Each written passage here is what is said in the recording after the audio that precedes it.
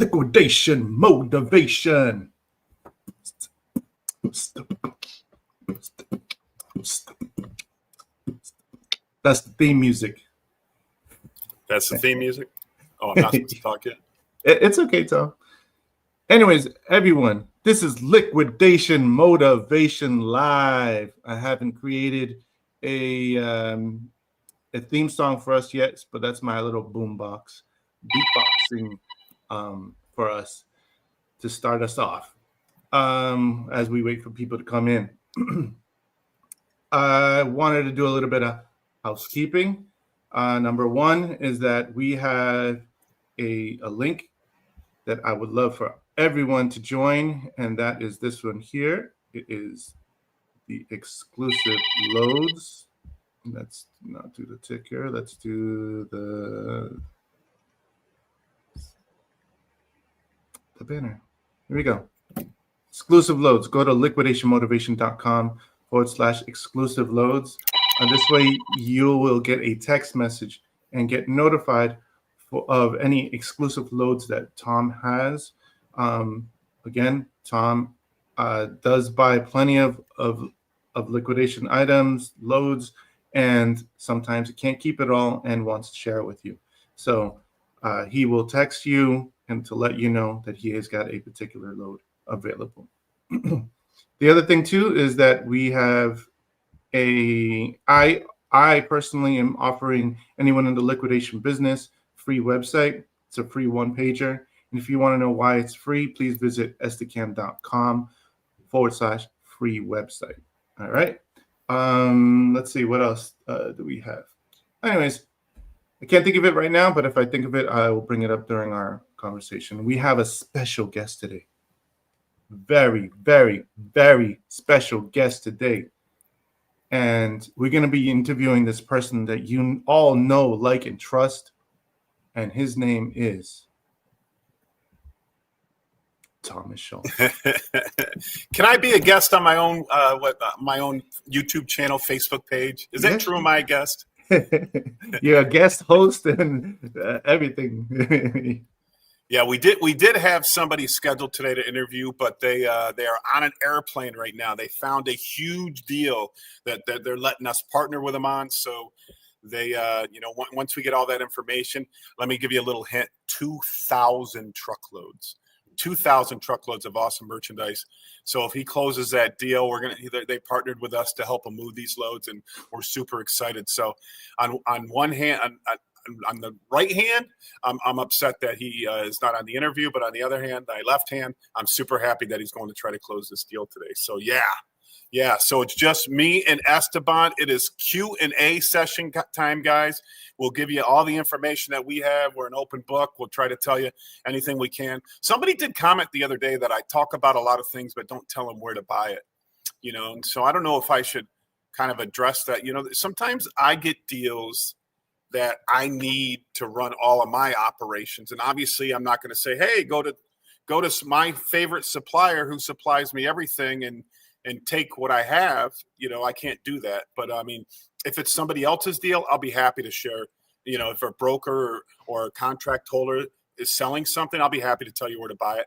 I don't make money. We don't make money off other people's loads unless we are direct source for that person, because we do have contract holders that call us up and say, hey, I got 10 loads of IRC, a Target IRC. Can you move them for me? Yes, I will move that load from you. Yeah. And the other thing too is that we also have a sourcing guide for you. So for anyone that just wants to start off and wants a list of the best places to start off at, go to liquidationmotivation.com/sourcing guide, or even just liquidationmotivation.com. It's right there on that first page. So you can sign up for that and you'll have a list of all the places that we started off with and we still use to this day. Yeah, absolutely. But I will say every one of the people in our sourcing list has strengths and weaknesses. You got to find out their strengths, find out their, what their best loads are, and see if you can buy from them. We just wanted to give 10 people that we know in the business that are honest and do they have the best pricing? I don't know. I'm not telling you. I don't know a lot about their pricing. Do I buy from them? Sometimes, not a lot of times, because I try to source my own deals, guys. I try to source my own deals. And it's super important that you have several ways to source your own deals, right? Like I have about 5 different streams of sourcing that I use. That way, when one drops off, I'm only 20% down from where I want to be. And I'm always looking for the 6th source, the 7th source. And I bring them all in. I buy everything they got. And then I try to move those loads, move the extra loads to other people in my pallet sales in my warehouse, across the country. But I try to buy out sources, guys. And if you're small, that's very hard to do. Somebody keeps messaging me. It's probably a truck driver keeps calling me. I don't know why they won't text me. But so keep sourcing all, this business should really be called always on the hunt for a good deal, man, because that's what you're doing in the liquidation business. And I'm telling you, I had a little story. I had to go to court today for my son-in-law, not officially my son-in-law, but I call him my son-in-law. He had to go to court. And on the way back, I stopped at a liquidator's house. And I'm telling you, man, this guy has got his shit together. There is a lot of money to be made in the liquidation business, and he's really figured it out in the online part of it. Man, I have to take this phone call. I don't know. This must be a truck driver. Hang on. Hello? Yeah, hello, Tom? Yes. Yeah, I'm a truck driver. I'm right here behind Chelsea Penny in the mall. I got a note for you. The broker told me to call this number to let you know when I'm here. All right, I'm busy right now. That's why I was ignoring your call. You have to text me next time, okay? But face J.C. Penney's. This not gonna be this time. What you want me to do? I need to wait for you. No. Hang on a second. Face J.C. Penney. Go to the right. You're going to see Okay. 2 yellow box trucks. You're going to go right there to those docks. Chelsea Penny to yellow box. Okay, I see over there the truck. Okay. Yep, right there. You're going to see our docks. It's the old Sears building. Okay. All right, thanks, Okay. buddy. Thank you, man. You're welcome. Okay. Yeah, bye. That's Okay, real. that guy was relentless. That was real work right there. That's real work, baby. You're seeing it live in action right in front of you. All right, so where was I at? So this, I mean, I don't know what this guy would want me to share with him, but let's say that he's a collector of certain items, right? Let's say he's a collector of watches. He's not. But let's say he was a collector of watches. He owns a $200,000 watch, a $100,000 watch, a $50,000 watch, and 3 $40,000 watches, all from liquidation. This guy, his story is so great, and he does, he's a big source on eBay, Poshmark. He sources his inventory, puts everything online, and then he sells off what he can't use to bin stores, to little shops, to everything like that. And he is killing it. So when I see all these people going out of business that can't make it, that open a bin store and shut it down, that try a retail shop and can't make it work, I look at this guy right down the road from me and I'm saying, everybody can make money in this business. You got to figure that shit out on your own. You got to figure out what's your competitive advantage, where you're going to get the inventory, and figure it out, because this guy is beyond, I'm going to say multi-millionaire, probably higher than that. I don't know what a multi-millionaire. I would estimate his net worth in the $5 million range for in liquidation. You know what he told me, though? I've been doing this for 11 years, and I work 7 days a week, and I bust my ass. And, he busts his ass, and he's made it, guys. So you can make it, too. Everybody can make it. But are you willing to do that? Are you willing to do that? Are you willing to put in your time to get to that next level? I've been in liquidation since 2003. We called it resale back then, but since 2003, somebody in probably 2010 came out to me and said, "Hey, do you want to buy a Walmart truckload?" I'm like, "Where do you buy the what's this B stock website selling Walmart 20 miles away from me? Why don't I start buying these truckloads and put in my resale shop?"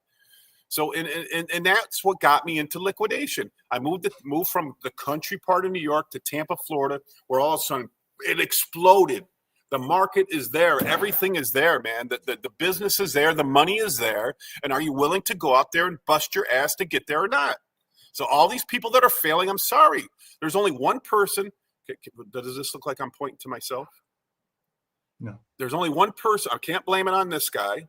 I can't blame it on this guy. I can't blame it on the guy up above. I can't blame it on the devil down below. I can only blame it on one person, and that's me. And that's you guys. If you want to be successful, it's up to you. It's up to you. It's the only way you should ever point your finger in every argument, in every situation, in every counter, anything that you do in your life is point the finger at yourself, because you're the only one who can make it better. You're the only one who could fix it. You're the only one who can walk out the other end when everything being right. It's nobody else's fault. Nobody else's fault. My world's largest liquidation store in Lakewood, Florida, that failed. It failed. Whose fault is it? Mine. It's my fault. Nobody else's fault. I had business partners in it. They don't like me. They're upset with me. Whose fault is it? My fault, you know. But fortunately, I put in the time and the effort, the work on this channel, and now I'm just in the wholesale side of it. I'm doing great. I'm killing it. I'm killing it, and you can be doing it too.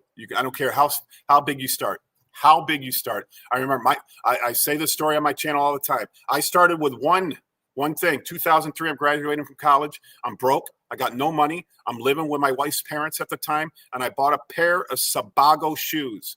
Size 13 Sebago shoes for $5 at a thrift store. I put it on eBay, and they were size 13 narrow. I didn't know. I didn't even know what 13 narrow meant at the time. And put it on eBay, and I sold for like $130. And my eyes just opened up. Like, I can take $5 and turn it into $130? That's insane. Keep in mind, I'm graduating with a bachelor's degree in pre-law and a bachelor's degree in business, and then I got my master's degree in business. But what did I do with my life? I bought and sold shit. Now, going on over 20 years of buying and selling shit, you can be rich in this business. You can be rich in this business.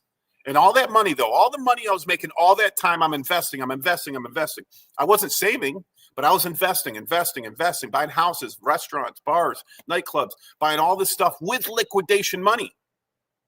And then 20 years later, after all of that investing, now I'm in a class that everybody wants to be in, you know. Now I've reached that level of financial security.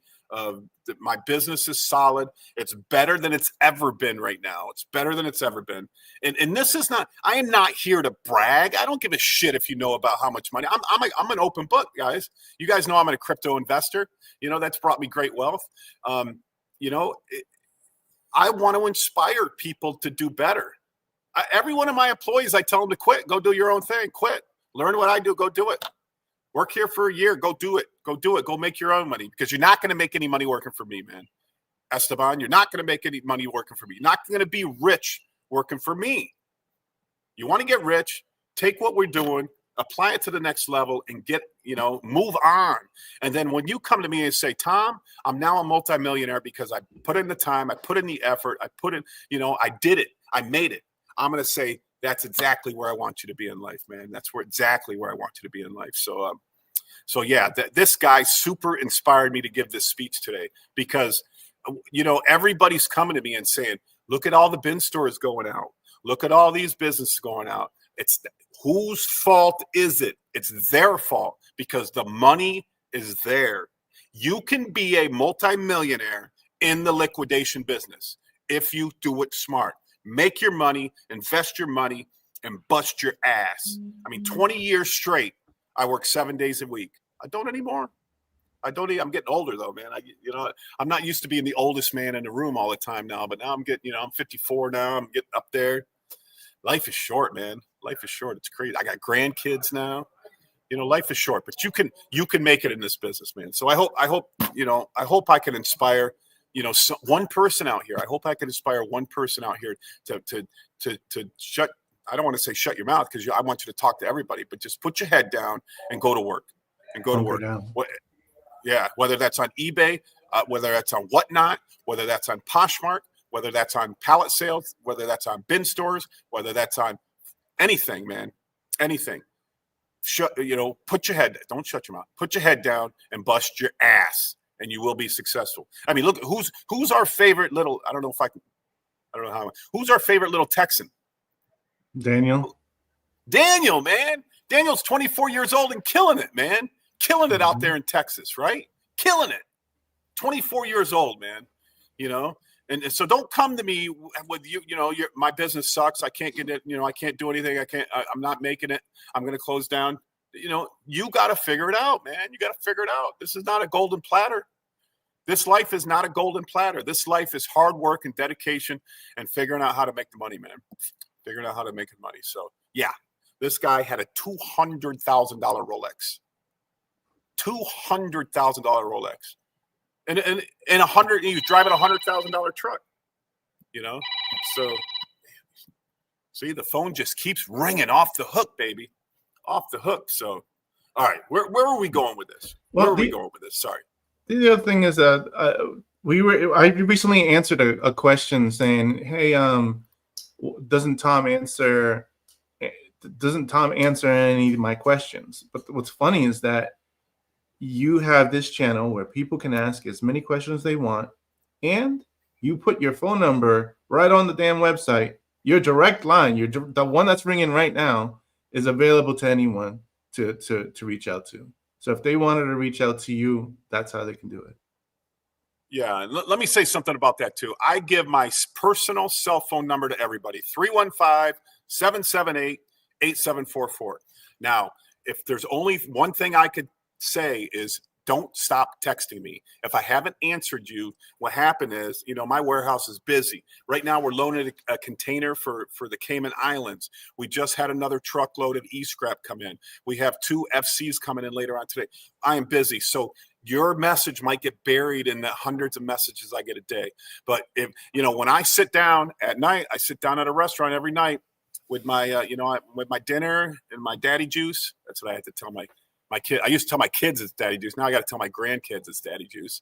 And, that's when I sit down and have time to respond to everybody. So if I don't get right back to you, keep messaging me, guys. I'm not avoiding you. I'm not ignoring you. I'm going to answer your question, but feel free to harass me, man. So Mo, what's happening? David Baker, my boy, big time resale, Silva, guys, thanks for joining the live stream. If you guys have any questions, go ahead and put it in the chat. I don't know all the answers.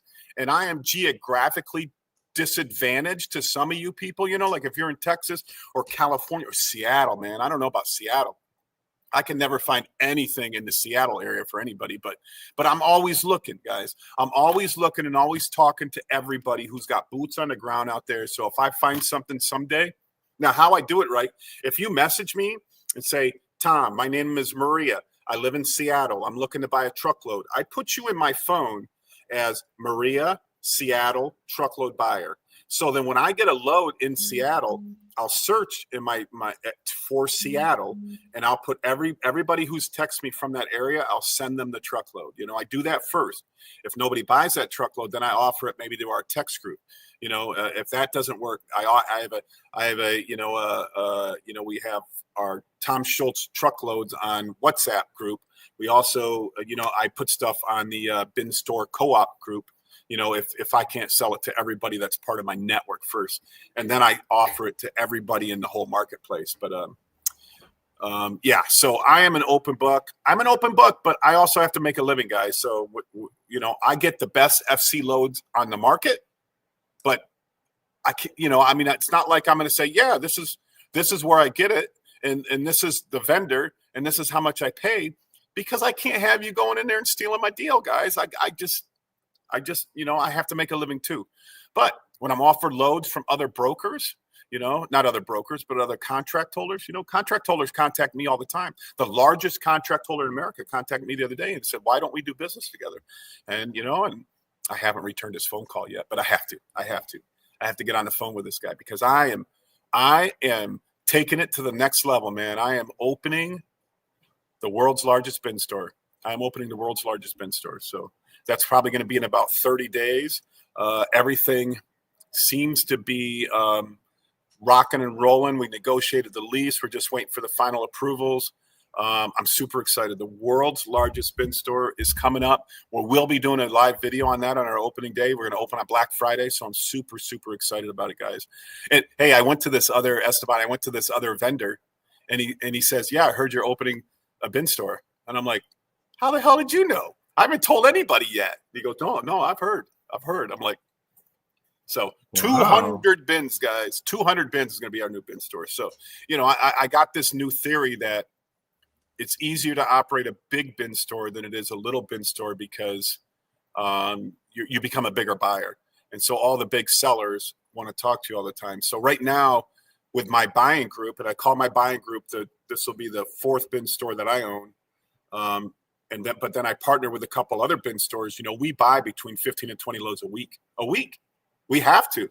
Now, some of those are just automatically coming in from vendors, some of those. So, we're always looking for 5 to 10 different loads from other contract holders. So we want to talk to contract holders. We want to make new deals. We want to make more deals. So if you guys got loads, and this is the speech that I give. If you're small, let me help you get to the next level. You ready? This is what I offer to people that are small.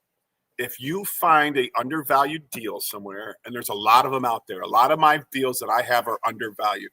I pay way less than the market does. If you find an undervalued deal, you go to them and you try to buy everything. That's when you say, well, I can't afford everything. And that's when I say, yeah, now you partner with Tom Shultz, because I will buy the whole lot out, the whole facility out. You take whatever you want at the cost, and then I take the rest. And that way you get undervalued truckloads. But if you're a small bin store, if you're buying 1 truckload every 2 weeks and you find a great deal on something, they don't care about you because they have 3 or 4 loads a week. So 4 loads a week, let's say the facility has, which is 8 loads every 2 weeks. If you're buying 1 load, somebody like me can go in there and buy all 8 loads and wipe out the whole facility so nobody else can get it, right? And I need these loads for my business, for my stores, for everything. But I can't find all these deals. You can find the deal, bring it to me, and we'll work it together. And I'll never cut you out, man. I'm not a man of faith, but I'm a man of honesty, and I would never cut anybody out if we worked a deal together. So there we go. There we go, Esteban. We do have a couple of questions. Do you want to address some of them? You want to finish it with more mystery boxes? Yeah, yes. I got 340 with the 4. Yeah. Sorry, I got to answer this question unloading the container. So let me 1 second there. Where is my person? Okay, we owe her. I'm sorry, guys. We have 340 in there? Yeah, with the 4. Okay, we owe her 337 mystery boxes. Yeah, we got 336. Okay. So yeah, so fill the rest of that up and count how many we put in there. Of mystery boxes? Of mystery boxes, yeah. All right, sorry, I'm back, guys. I'm back. Yeah, let's go to some questions, Esteban. Anybody on anything that I said there? Explain to me, Michael, what's happening, Michael? Explain to me what bid FTA is. I'm looking at that right now. It looks like another high bid. Bid FTA online auctions. It looks like another high bid, another version of high bid. But do they do their own auctions? It looks like it. Yeah, it looks like an auction company. So there's a lot of different auction companies out there that are buying a lot of the they like mostly like mediums, Amazon mediums. If you can't find Amazon mediums right now, it's because these auction companies are buying every medium on the market. They're buying them at, let's say 12%, and then they're putting them on their auction platform and getting 30, 35, 40% out of the merchandise. So that's why, and these retail companies value. Of retail value. Yeah. And these companies are popping up all over the United States. I know one of the big ones is like ATX auctions. They have, I don't even know how many locations right now. I know they just opened up in Tampa. So, that's what looks like what bid FTA is. I'm not super familiar with them, but it makes sense that they're, there's Buggy Busters in Atlanta, Georgia. We do the auctions here on High Bid. So we do a weekly auction on High Bid, and then we also do a daily auction on Whatnot for the smaller items. And then we do a third auction every week. We do on Saturdays at noon, we do a live auction because there is a segment of the population that doesn't do online bidding. And so we bring kind of the more awkward stuff, harder. I don't want to say harder to sell, but also used and secondhand stuff. We bring to our live auction, collectibles, antiques, stuff like that. So. I think if this is any good for you. Yeah, that might work. Might work, right? Thank you. So yeah, Yeah, so Bid FTAs, it looks like another auction platform. If you're looking for a platform to sell your auction items on, we use HiBid. We use HiBid, but then we use many fast scans to do our listings. So many fast scans is not cheap. You know, I think we pay, what do we pay, $200 a month for multiple users on that, something like that. And but we're talking, we could list with 2 people 100 items a week. We went to many fast scans, and now we're up to, we can do 500, 600 items a week. So it's worth paying the $200 a month for the many fast scans. You literally can populate an auction with one scan of a barcode, puts the pictures, it puts the suggested retail, it puts the description, everything in there, and then you just hit publish and start your auction whenever you start your auction. So, yeah. David, let me just say, shout out to David Baker, my old partner in crime. You know, he's talking, he used to be a bad boy in the liquidation industry, and he's talking about getting back into it, man. This guy is a hustler here, right, David? David knows he's a hustler. So I'm doing great, man. I'm doing great. See, David actually ran a bin store. We ran a bin store together. So, you know, he's a good dude. He left me and went and opened his own bin store. He ended up selling the bin store, moving out of the Florida area. But David's a great guy. He's a hustler, man.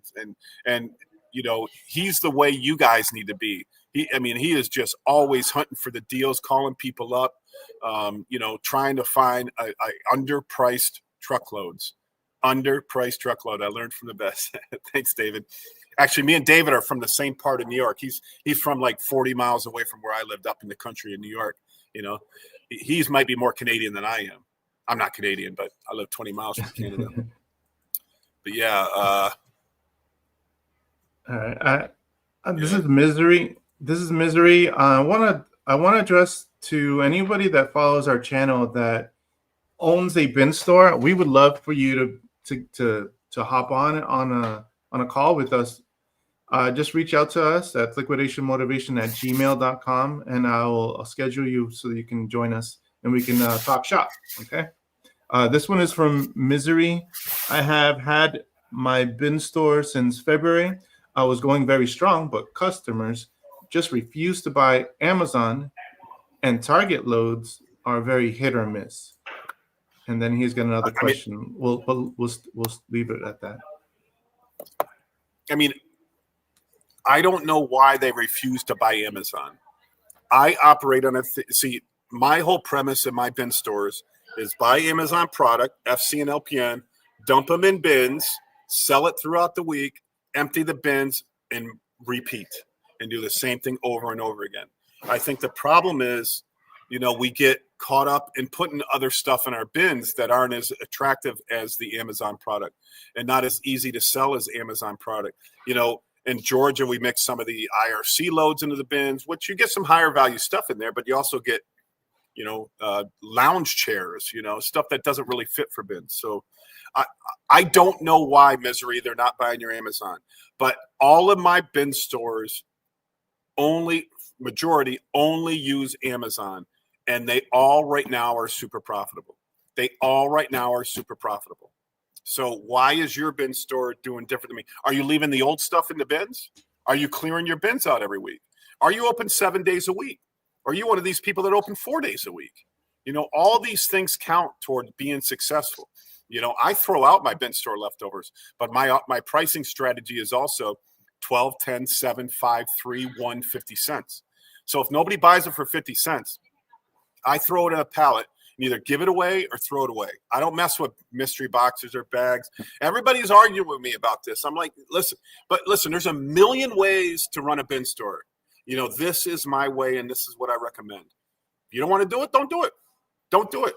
But, you know, if a bin store is doing, you know, $100,000 a week, I'm not going to worry about making an extra $500 by making mystery boxes out of my leftovers. I don't want to worry about that. I want to focus on what's important. And what's important is, once again, the simple thing: buying Amazon loads, dumping it in the bins, selling it, and at the end of the week, throwing the rest out. That's all I want to do. The easiest business in the world to run. And that's why we're opening a 200 bin store. And I'm looking to do more. 200 bin stores. I'm looking to take over markets. Now, listen, I was offered a huge bin store in a town but I sell to the guy in that town. So I turned the deal down. My new store, I don't sell it to anybody in this area. I'm not going to compete with people that I sell merchandise to. But I'm telling you, if I'm not in your area, if I don't open up one of these mega bin stores, somebody else is going to. So, be thinking about that, guys. If you're small, you have to figure out how do you get to that level where you're going to have that buying power? How do you get that level where you have that buying power? So, yeah. I want to speak. Can I answer the question? I think so. I want to speak to what you said about getting rid of the leftovers from your bin stores. First of all, that's stepping over dollars to pick up pennies, right? You're focusing on the little pennies that when you could be focusing on bigger stuff. So I agree with that. When I'm the first one that argued with you about keeping the leftover stuff, and I'm like, Tom, you're losing out, you're missing out, and I didn't see the point of you getting rid of something that you had, and I was like, why don't we just put them in filler bag, sell them on filler bag days, this and that, blah blah blah, and you were like, well, if nobody's buying it, on dollar day, then nobody's gonna buy it on filler bag day either. I wanted to use it as like a marketing strategy and do this and that. But I agree with you now. I see your point of view in regards to getting rid of that old inventory. I mean, look what Amazon's doing right now. They get rid of the things that are not selling, and a lot of it comes to us. And then whatever doesn't sell, why are we keeping that? Yeah, I 100% agree with it. And so many people argue with me. And they're like, oh, it doesn't take that much time, that much effort. I'm like, okay, you got 4 people loading up mystery boxes for 4 hours on a changeover day. I want those 4 people filling bins because that's where I make all my money is in the bins. I'm not saying don't sell mystery boxes. You can sell regular mystery boxes and make money on that because that's an additional income. But I don't like dealing with the old stuff. And if you leave the old stuff in your bins, that's why you don't have customers. That's why they're not coming back. They don't want to see that shit in the bins every week, guys. They don't want to see it. I mean, I got small bin stores making $5,000 a week profit. Tiny bin stores making $5,000 a week profit using the strategy. You can do something different. I don't care. But don't come to me 6 months from now saying nobody's buying my stuff. Nobody likes my stuff. And the inventory is different in all of my bin stores. I got one bin store. It's just LPN and FC. The other one's just FC. The other one is FC and processed LPN. And they all make money. I'm not a big fan of processed, but a couple of my bin stores other people run, so I let them handle it any way they want. But the strategy that Stellion put into Georgia, I mean, he does bag up the old stuff. I took Stellion's strategy, which is super profitable. We bought a bin store together. He already has a bin store by himself, super profitable. We bought a bin store together, super profitable. I took his strategy and I'm implemented everywhere. I changed my stores in Tampa. I mean, not in Tampa, here in Lake Wales to do like he does. And I went from making hardly any money to being super profitable. I don't know. I mean, I don't know what else I can say about it. Do what you want to do, or you can follow my lead and be successful. So, I mean, it's your choice. But that doesn't solve the inventory problem. You got to partner. You got to partner with big people and solve your inventory problem, guys. Find underpriced loads. No, I mean, somebody asked earlier, like, do you sell FC? Like, no. I mean, I get an occasional load. What do you sell the FC loads for? I tried to force my customer to buy Amazon for about 4 weeks, and I see about 70% of my customers stop coming. I mean, I don't get it. I mean, you go in today's dollar day in my bin store, and there's hundreds of people in there right now, and that bin store only has 26 bins. It can't be because of the inventory. It's got to be about marketing. Yeah. You're right. How's your marketing? Are you getting on Facebook, Instagram, TikTok every day? Every day? Are you leaving your old stuff in the bins? Are you nice to your customers? Are you a salesperson, or do you sit back on your phone while you're at work? You know, are you talking to your customers? Are you the face of your business? Are you are you buying overpriced Amazon loads? You know, how much are you paying for a pallet? You know, all these are questions that I would have to have answered before I could tell you exactly why 70% of your customers stop coming. You're not giving. Listen, if the customers see value, they will come back. Period. So show them value. Show them value. Find good loads. You know, give them the deals and they'll buy. That's right. Go big resale. That's right, baby. Give them the deals and they will buy. That's the bottom line. You know. I mean, and really, to earn a customer, they just need to come in one time, find something super underpriced, super overvalued for what they're paying, and they're going to tell 10 of their friends, and they're going to come back. They're going to come back. They're going to come back. They're going to come back. People love bin stores. I mean, look. I mean, I can't even estimate how many people were at the opening of Ben's bin store. I could have been 1,000 people. Could have been 1,000 people down in Miami, Big Ben. I call him Little Ben because Big Ben's up north, Little Ben's down south. One of the best I've seen is Crazy Bins in Ohio. Noah Levitt. Yeah, Noah's a name that I've seen in the business for a long time. I don't do business with him, but yeah, I don't know how big that is or what his process is, but everybody has a different process, a different theory, a different strategy. And if it works, stick with it, man. Stick with it. I just know that what my strategy is, what I preach, and you know, I like it. I like it. A lot of people, you know what? I've made the mistake of like buying like outlier loads. You know, something that I thought might work in the bins, and I spent 15 grand on a truckload, then just realize, what am I doing? What am I doing? Stick with what works, guys. Stick with what works. If you can find the inventory, if you can find the supply, stick with what works. All right, what do we got next? All right. All right, Virgil Nunez says, starting the process on securing a warehouse to sell pallets in mid-Missouri.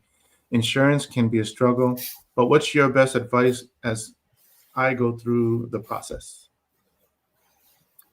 So we're in the process right now, and Esteban, you might be able to speak better to this than I am, but, you know, we got a couple quotes for our new bin store, which is 86,000 square feet. One of them was like 20 grand a year, right? But another one was 4,500 a year. Uh-huh. I mean, the disparity was huge. And it's gonna be how they classify you, and different people will classify you different ways. Like, you know, like my bowling alley, which I've since sold, you know, was like $35,000 a year to insure. But I mean, that's got moving machines and a bar with liquor, you know. But yeah, we found $4,500 a month so it's a $2 million, $1 million policy, which is exactly what my landlord wants. And I thought $4,500 was cheap, and that's for a huge location. So if you have a smaller store, you know, it could be $1,000 a year. You know, you should get it. I don't always get insurance and everything that I do, but you know, it's one of those things that can bite you in the ass if you don't have it. You know, if you don't have it, it's going to bite you in the ass. And I have a story from my life that I did. I had a 7-unit apartment building that the insurance was outrageous to insure it. And so all I had was mortgage insurance, and I didn't have liability insurance. And then one of the drop ceilings in one of the apartments, it caught fire, and it burned the place down. So the insurance paid off the mortgage, so I owned it for free and clear. But if I would have just paid that over expensive insurance, the payout would have been a couple $1 million, and I would have had the most beautiful property in the town because insurance would have paid to rebuild the whole thing. But I messed up and thought I would make more profit than protect myself. So, I mean, I get both sides. I hate insurance. But I mean, it's important. It's important in the business. You know, one incident can change your life forever. And you know, if you got nothing to lose,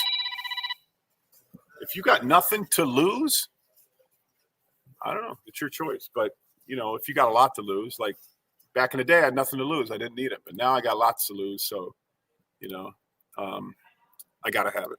Call me when you're. Will you stop calling me? I am on a live. Okay, what do we got next, Esteban? All right. This is Misery again. He says, yeah, we post daily. We have used the same loads every week since February and was profiting 15K plus a week. Switched up bought a FC truck and an FC LPN truck, and boom, business fell off. Okay. The only reason why I switched was because I used Target and those loads became unavailable or just bad for a month.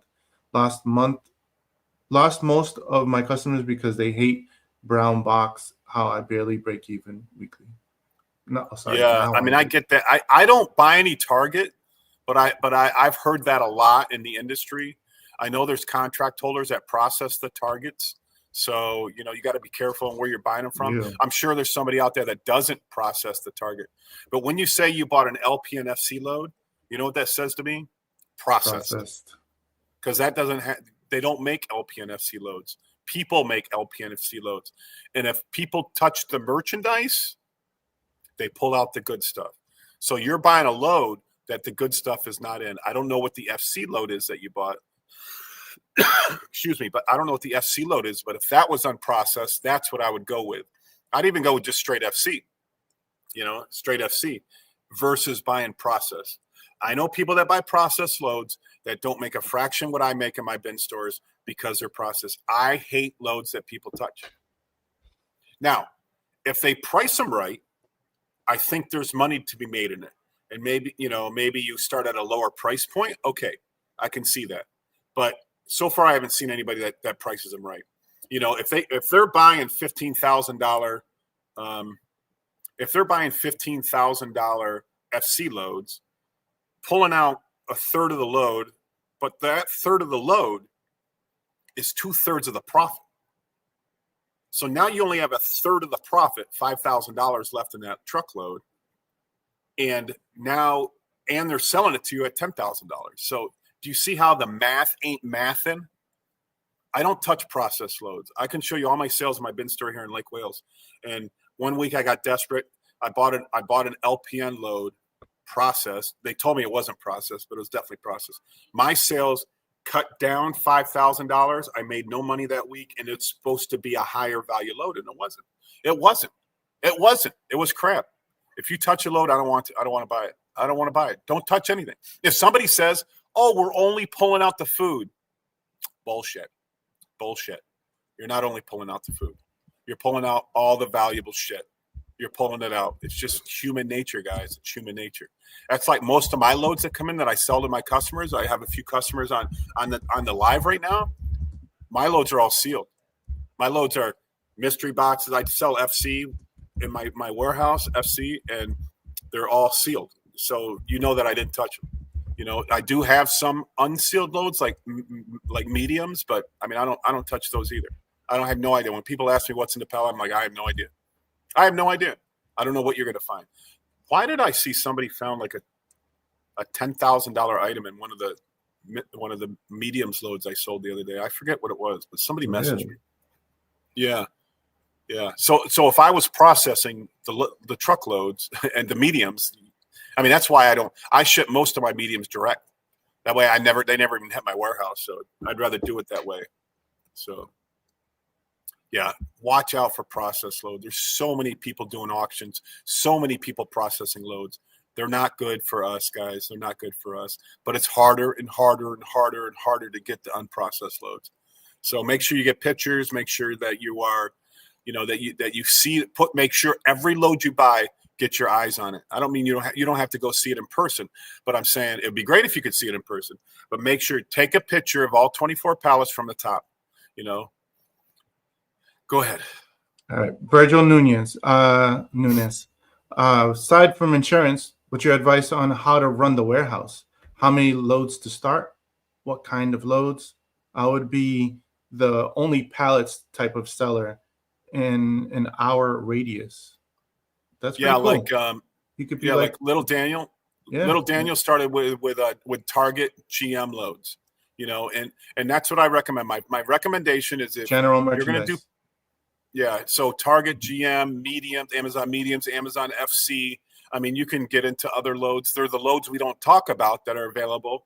That if you private message me, I can always tell you what the loads we don't talk about. But I got a cease and desist order that they don't want me to talk about this, or they're going to put their lawyers on me. But if you talk to me personally, I'll be happy to let you know what I think. Find good loads. that you can make $100 a pallet, $150 a pallet. You got to make sure that you leave the value for the people that are buying the loads, guys. And loads, the price goes up and down on loads. You know, sometimes you get a good deal on loads, and you can keep them cheaper. You know, the person you sell the pallet to, they got to make money, man. They got to make money. If they don't make money, then they won't come back. Or they're just not a person designed for the liquidation business. Like, I've sold pallets before, and people come back and, I sold a medium pallet to a guy, and he texts me and says, "Hey, everything was broken." I'm like, "What do you mean everything was broken?" "Yeah, everything in the whole pallet was broken." I'm like, "There was 45 items in there. You're telling me every single one of them are broken?" Because my experience is 90% of them are good. And he's like, "Yeah, everything's broken. I want my money back." I'm like, "You're not built for this business, buddy. You're not built for this business." So yeah. Tiffany, hi, Tom. Have you ever thought about trying to get an Amazon contract? Have you ever thought of that, Tom? I think about it every day. And so I don't know if it's because I've been kicked off Amazon. My story is I've been kicked off Amazon for buying products from Amazon to resell on Amazon that were counterfeit. So keep in mind, they kicked me off for buying counterfeit product. They're selling counterfeit products that I bought from them, from their truckloads. How ironic is that? Yeah, somebody needs to do a class action lawsuit. How would you even know? How would you have known that they were a freaking counterfeit? And that's what happened with us when we were selling on eBay all the time. We would, they weren't counterfeit. They were legitimate items, but the brand owners would put a cease and desist on us on eBay and on Amazon, stating that these are counterfeit. So this way, we're not touching their brand. And it wasn't even on the Vero list. What's the acronym for Vero? VERO. Anyways, it was on the list of it wasn't on the list of the Veros, and we were still listing them up. And then we get these dings all the time. Get our eBay account suspended for a week, and then it'll go down for another week. It would be so. Verified rights owner participant. Verified rights owner participant. So they're saying that we don't have the right. So if it's on the Vero list, you have to get permission to sell the brand. So I've gotten hundreds of cease and desist because my eBay and Amazon business was incredible. Hundreds of cease and desist letters and suit. I lost $20,000 to LifeProof because I sold one LifeProof case on eBay, and the only person that bought it was the lawyer that represented LifeProof. So, I'm like, $20,000, guys. And where did I get it? I got it from Amazon. So, be careful out there, guys. And so back to the point. I've applied to bid on contracts, and I think I have the money, the facility, everything I need to bid on contracts. And but I don't know if because I got booted from Amazon that's stopping me from being able to try to get into this process. And I certainly want to get into the process. I certainly need to get my own contracts. If I could get my own contracts, that would take me to the next level. But you can also be what they call I call it a subcontract holder, right? I have some facilities that I buy out from the contract holder. So, so they make $500 every time I get a truckload from them, or $1,000. I don't even know how much. I honestly don't even know how much they make. But, so I get from one facility 2 to 3 truckloads a week of that merchandise. I use as much as I can, and then I sell off pallets as much as I can to local bin stores and stuff like that. And but I have to buy everything from them. So if you have the ability to buy everything from them, that puts you at a different level in this business and in this industry. So you have to be a big buyer, you guys. You have to be a big buyer. I'm sorry, I know that might break some of your guys' hearts, but just like who asked about the warehouse. Start with pallet sales. So my whole thing is, and what I'm saying is, rent a 2,500 square foot warehouse. This is my message to people starting out. Rent a 2,500 square foot warehouse, bring in one load, make $100 a pallet, That's $10,000 a month. You're going to pay $2,500 for all your costs. You're going to make $7,500 a month. Once you get to that level, now bring in 2 loads. Now you're going to make $5,000 a week, $20,000 a month, but your fixed costs are going to be the same, guys. Don't get greedy. Don't get greedy and try to mark those pallets up too high. Sell them $100, $150 over the cost. You know, if you get a great deal on something, you might be able to make $200 off. But look at what the market rate is on a pallet, on a truckload. And if you can find undervalued products, then you can make a little more money off those pallets. But make sure your customers can make money off you. If they make money off you, they'll keep buying. I have so many people coming over to right now I have 10 people in the warehouse looking at pallets. You know, I'm shipping a truckload to Cayman Islands. I got a truckload they're unloading of Amazon electronics. But I put in the time, the effort, the energy, the work, the money, the skill, to build my influence. And why am I here? Because I'm doing stuff like this, right? I'm doing stuff like this. So we only have 15 people in the chat right now. We got 25,000 people on our YouTube channel, but I have so many people that I can sell to that's why I can keep growing. So how are you going to build your influence? How are you going to build your influence? And when are you going to start? When are you going to start? When's the best day to plant a tree? When's the best day to plant a tree, guys? The answer is yesterday. But if you didn't plant it yesterday, the second best day is today. So start today, building your influence, building your network, talking to people, putting yourself out there, and build your influence in your business. And then you can grow to any level, man. You can grow to the level like the guy I was talking to this morning with a $200,000 Rolex, guys. $200,000 Rolex. And this guy wasn't lying to me, man. This guy wasn't lying. You could just see he had a $100,000 truck. He had box trucks. He had forklifts. He had a warehouse. He's building a new warehouse. This guy has made it in the business. And all of us can get to that level. All of us can get to that level if you put in your time. So. Yeah, we have Tiffany. We have 24,000 subscribers on our channel, and if we look at our lives, just our lives, I could see that we have, on average, about 400 views. So that's 400 different people watching our stuff. Yeah, watching these lives, trying to absorb the information. On our regular videos, which I had to kick Paul's ass a little bit because he's been out of town a lot. We haven't done any regular videos lately. But I just messaged him asking. Yeah, he's got some family problems. But we get 2,000, 3,000, 4,000 views on our regular videos. So we have some videos that got, I think, don't we have some like 60,000 views? But remember, we're a niche market. We're not. We're a niche market, the liquidation business. So that's a lot of people to have on your channel. That's a lot of people to talk to. When you're selling one truckload at a time and you have 400 people watching, it makes your life a lot easier. So guys, build your influence. Start now. Keep doing it. Yeah, we're never going to be Mr. Beast, unless we get Mandy back on, maybe. Everybody like Mandy. Yeah. Everybody was like, we want more Mandy. Like, come on, man. All right, what's next? All right. Misery, what's your email address you want me to email you at? I don't like to text me. No. That was me reaching out to Misery. Okay. Misery. Yeah, I like to be text, guys. Misery, text me at that channel at that email address, and we will chat. But I don't like. Listen, guys, I don't like phone calls. I like texts. I'm sorry. I drink too much, and I like to have everything I said to you right here on my phone. So when you message me a month from now and say, Tom, remember what we talked about? I have it all in text here. I have it all in text, and I can reread what we said, guys. So yeah, please text me. I have no problem. Text me 100 times in a row. It doesn't matter to me.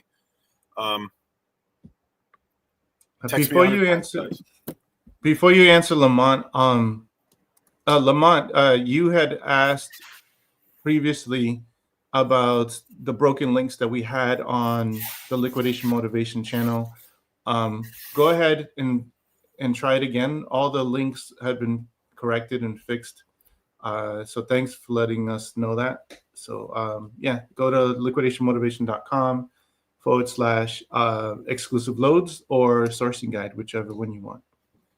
Tom, he asks, how is supply at this time? And he says that you demand. Thanks, Lamont. Oh, this is my warehouse calling. Let me just see what they got to say. Hello. Hey, paperwork for the truck. Okay. For the container, I mean. Yep. Esteban, you sent me the paperwork for that container? I did, yes. You sent it to the text? To your text. Sorry, guys. I got to print off the paperwork for the truck. Let me see. I'm coming in right now, and we took a picture of the tag number that we put on there. Okay, and you put 55 more boxes on there? How many more boxes did you put on? 55. Esteban, this is not opening up, so I don't know if you want to email it to me. Okay. Sorry, guys, a little work here. Yeah, so we have a lot of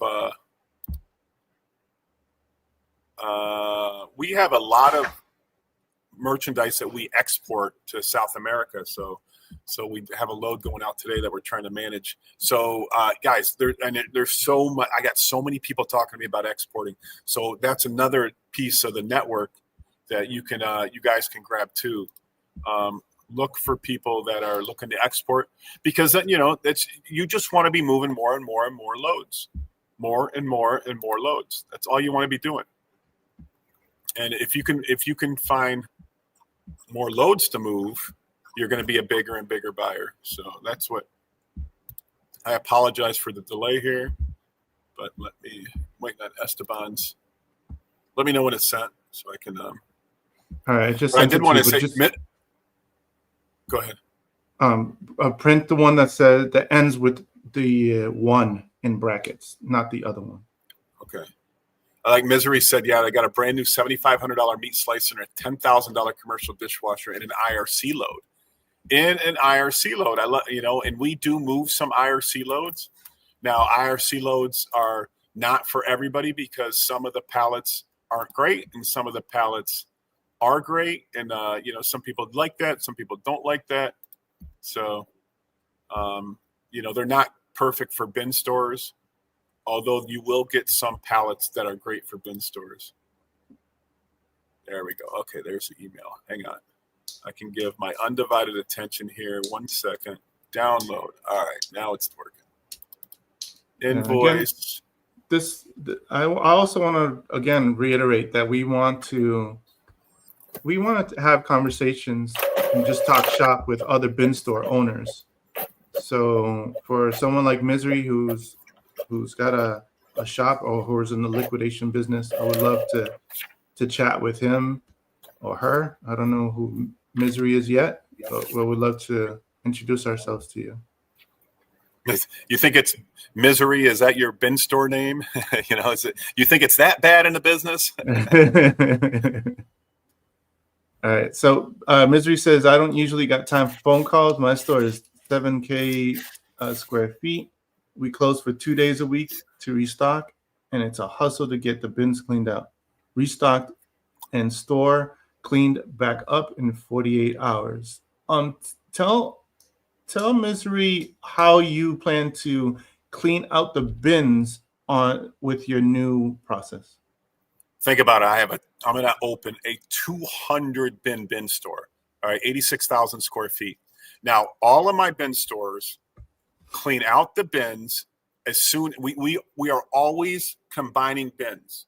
So that if you start consolidating bins, if you have 50 bins in your bin store, right, and 7,000 square, I don't even know how many you have. After day 1, you should have 45. After day 2, you should have 40. And, you're cleaning and combining these bins. And as you're combining these bins, you're filling them back up before it's fill up day. Now, I think you're missing out by taking 2 days off a week. I think you're missing out. You're missing out on sales. You're missing out on, on work time, how much time you have to fill the bins. So when it's time, remember, I do 50 cents as my last day.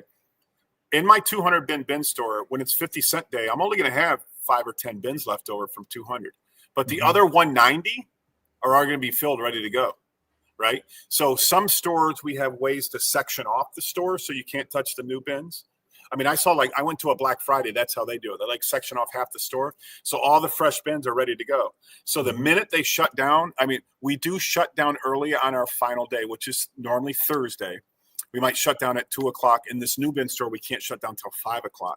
So we'll shut down at 5:00, and then we have 2 hours to bring out 200 bins. So we have 2 hours to fill the final 10, empty the final 10. Remember, I'm not picking through it. I'm not doing anything. I'm emptying it, throwing it away or giving it away. And then I'm filling up the final 10, but 190 now just need to be wheeled out and put into place. But I recommend going to 7 days a week. That might be one of your problems. And then I'm filling all week long. All week long I'm filling. So somebody's in the back filling. In Lake Wales, I have a big warehouse that we're filling all day long. So when 2:00 comes, we just wheel down 26 bins. They're all ready to go. You know, in Atlanta, Georgia, we section off the store. So at the end of 50-cent day, we only have 20 bins left. All that store has about 100 bins. All 80 bins are ready to go. So we only got to fill up 20 bins. You know, you have to have a process for doing them. And sometimes the inventory needs to be on the floor. But if you push them far enough away, and we use like crowd control devices to separate the store, you know, you can do it right on the showroom floor.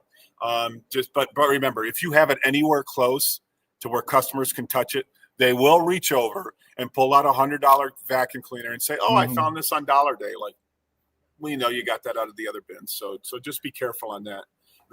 That's you know, without knowing your full pricing strategy, your full inventory, you know, that might be one of your problems there, Misery, is I'd go to 7 days a week. You pay rent 7 days a week, and you're just not, if you're taking 48 hours to fill your bins, you're not doing it. Take that time that you're filling the bins in that 48 hours and move it into the days that you're open and have those employees filling bins as they're being emptied. I keep the bins full. I keep the bins combined. So every bin is full every day. So when we open up in the morning, every bin is full, but I just have less bins as the day goes on. That gives me the ability to fill up the other bins. So that would be my recommendation, Misery. Follow it or don't follow it.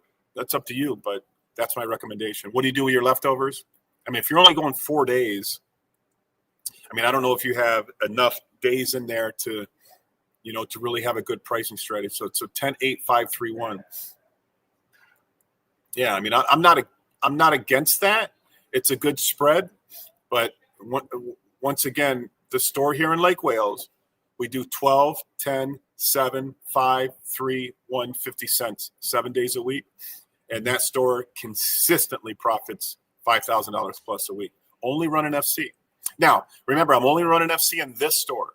Other stores, I mix it with LPN. So my $12 day and my $10 day aren't that busy. They're not that busy. But FC kicks in on 7. And then like my $5 day kills it. My $3 day does good. My $1 day does great. My 50-cent day doesn't do that well. But, you know, 50-cent day is all about clearing out what's left. Because they didn't think it's worth $1. They might not think it's worth 50 cents. But that's only about getting all the value I can out of the bins and then throwing the rest away. I get all the value I can out of the bins and throw the rest away or give the rest away. So, yeah, there we go. Where the prices drop every day. So you can see in this store we on Wednesday. Go ahead. Yeah. We start on Thursday here instead of Friday, which we want to change. Yeah, we don't like that, Right. but that's how we started from 2 years ago, starting on Thursday. Any new store that I open will start on Friday, but this is our pricing strategy.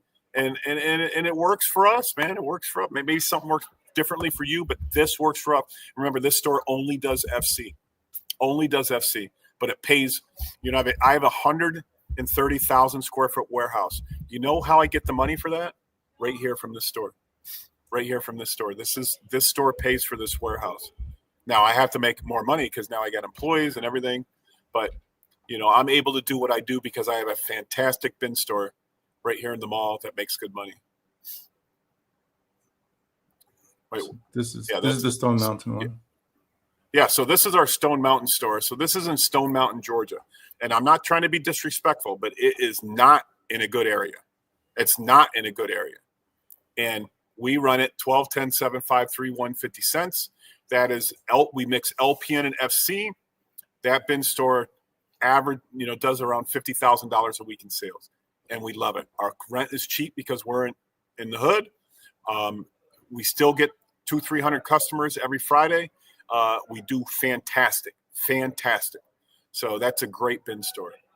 We follow the same strategy, except we have a different mix of inventory in that store. The Marietta store is only owned by Stallion.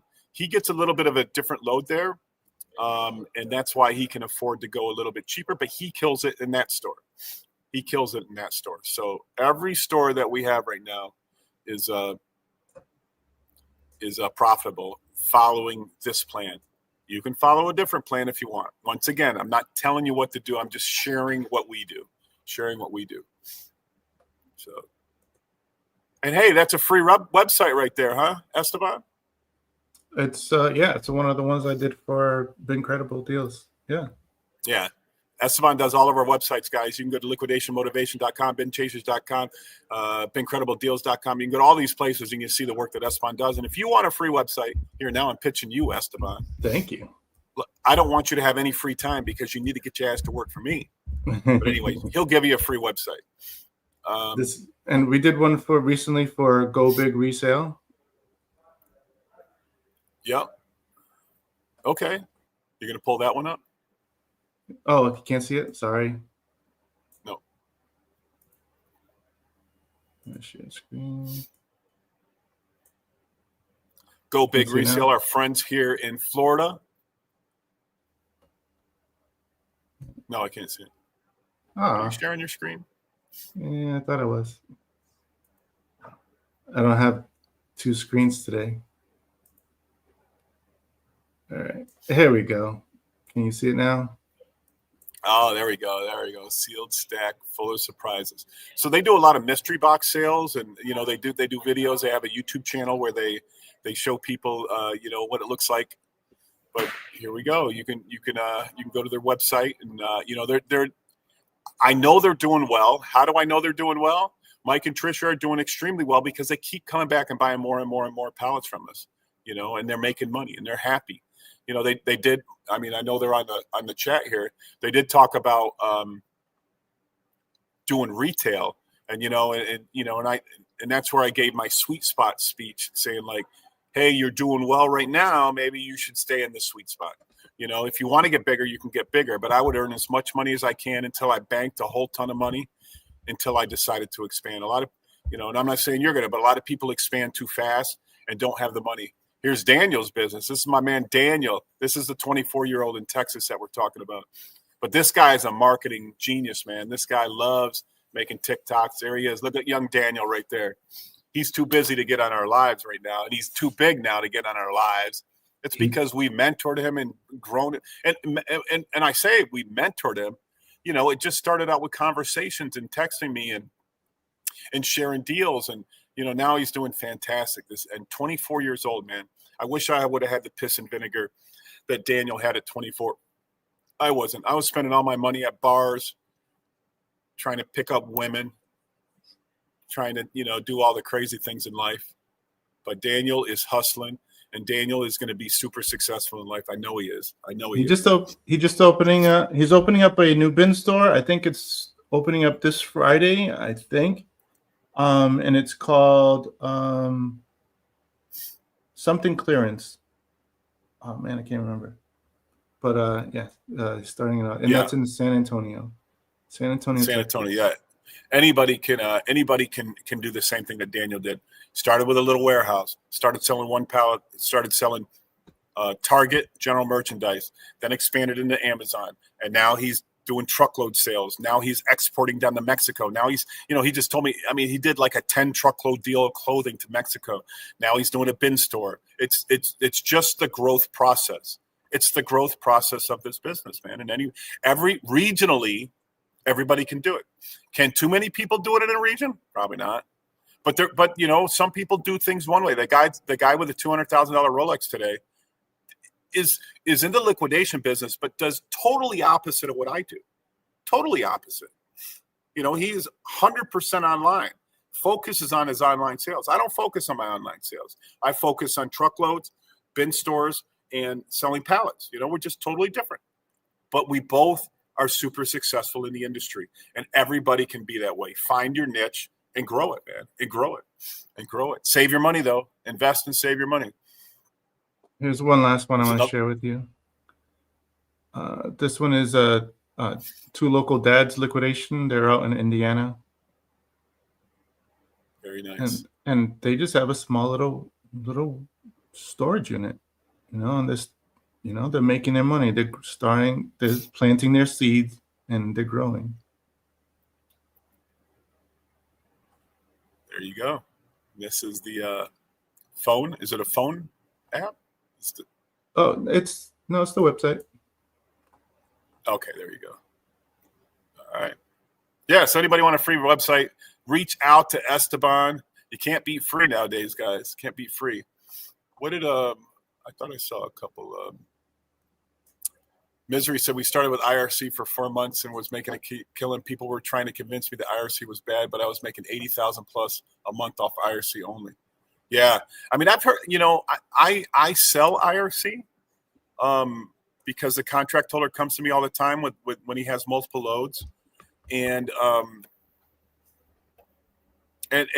brought IRC to Atlanta, Georgia. I brought it down to Florida, and they're good and bad. They're good and bad truckloads. The thing is, you can get one pallet that almost pays for the whole truckload, but then you might get 10 pallets that you look at that are junk. But then you'll get another pallet that is 6 foot tall, filled with clothing.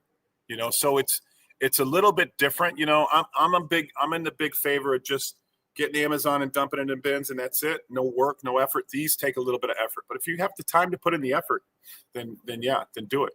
Then do it. I mean, I don't know, Misery, if you just stopped getting the IRC or if those are the ones you were talking about became bad, but I did send 3 IRC loads out the other day to one customer, so I'm waiting on his feedback. Actually, he said one truckload was great, the next truckload wasn't so great, and we're waiting on the third one to show up. The truck broke down. Yeah. All right, and we have another one from Cruise. I got a Macy's contract through Connections, about 3,000 startup, working out of storage units, and I can't sell online per contract. No warehouse or truckload money yet. How would iMarket start? Yeah, no online per contract, huh? I mean, I'd wonder, like, Cruz, if that includes like Whatnot or Facebook. Can you do Facebook or TikTok shops? There's other ways. I don't know if you can't do that also. But if I had a Macy's contract, I don't know. Is the online can't sell online only pertain to you? What if you sell a pallet to a Whatnot seller, and they sell it online? Is that allowed? There's a lot of questions in here about what this contract says, because there's a lot. I mean, I would think Macy's clothes. I bought a lot of Macy's clothes in my life, and they're some of those are great, and you can get a good Whatnot seller, somebody who's it's tough to get started in Whatnot because you lose a lot of money at first, because you have to build your audience, and even after 6 months now, we have. Let me go to my Whatnot page. After 6 months, it's a little slow pulling up, but maybe that's because I think we have over 13,000 followers now. So 13,000 followers, we're getting to the sweet range. What I think is like the pinnacle, or not the pinnacle, but like a great. When you have 50,000 followers, you are selling stuff at 50% of retail, hopefully. And then you can really make some money, because if you're buying at 10 or 15 or 20% of retail and you're selling it at 50 and you're just moving through it, that's what I like about Whatnot. Whatnot, you don't get the same value you would get out of eBay. But eBay is a long tail process. Whatnot's a short tail process. So if you bought this pen for $1, you can sell it for $10 if you put it on eBay and wait a month. Or you can sell it for $3 and make the money today. Now you make $2 off this pen today. And if you had 1,000 of these pens, and you can just keep selling them. But it's it's finding the right product. We went through a lot of different product that didn't work for us. a lot of product that didn't work for us. And then we finally found the right product. But we also have a bin store to dump what we don't want to sell and whatnot into, and, and they only go into our bin stores on lower value days because it's just merchandise we want to get rid of. It's already been picked through. But on opening day, nothing's picked through. Everything is fresh. Everything is good. Everything is nice. So find the right products we have. But Tom, I don't know. I'm not involved with the whatnot process because I work from home for you. Why aren't we starting at cost rather than starting at $1? So let's say that something cost us $3. Why are we starting at $1 instead of starting at $3? Okay. Well, yeah, I mean, I have been thinking about that strategy for a while, because, if you sell something for $1, about 50 cents in fees come out. So you really make no money when you sell something for $1. But as you grow your audience, even though you start at $1, that you get a lot. You don't sell it for $1. You might sell it like the other day, we sold product. Give me 1 second there. There's a guy here saying that he talked to you on Facebook about a gym set that he bought. Oh, I think he's looking to return it. Yes. So find out how much. I don't know who sold it to. Ask him who sold it to him. See if he can grab it. We'll give him this money back. I'm handling a return right now. My employees are handling a return. Guys, I don't care about returns. Bring the product back. I'll give you your money back. I don't care. I'm not going to deal with it. I don't want to upset somebody who might bring me thousands of dollars a year in sales. So, he bought something yesterday, even though we sell everything as is, he wants to return it. I'm going to take it. I'm going to give it back to him. All right. So where was I? The goal is to get to the level where, okay, that's what I was going to say. So now I have product that I buy for a little over $2, but my average sale price is $11. So I'm at a level now where I can make good money at whatnot. That wasn't the case at the beginning. At the beginning, I had to put in the time, the effort, the energy. But, we've made some mistakes. We've done some things wrong. Somebody pointed out to me yesterday that, we do like general merchandise auctions. If we were to kind of like advertise it as an electronics auction, then we would get more electronic buyers because people search out categories when they're looking for auctions. So when you go on to whatnot, you can say, oh, they want to see electronic auctions, and boom, it populates with electronics. So we mix everything together, and we might be better off separating everything so that you're getting the specific niche. But because we're a general merchandise seller, we get a lot of buyers that are reselling our stuff.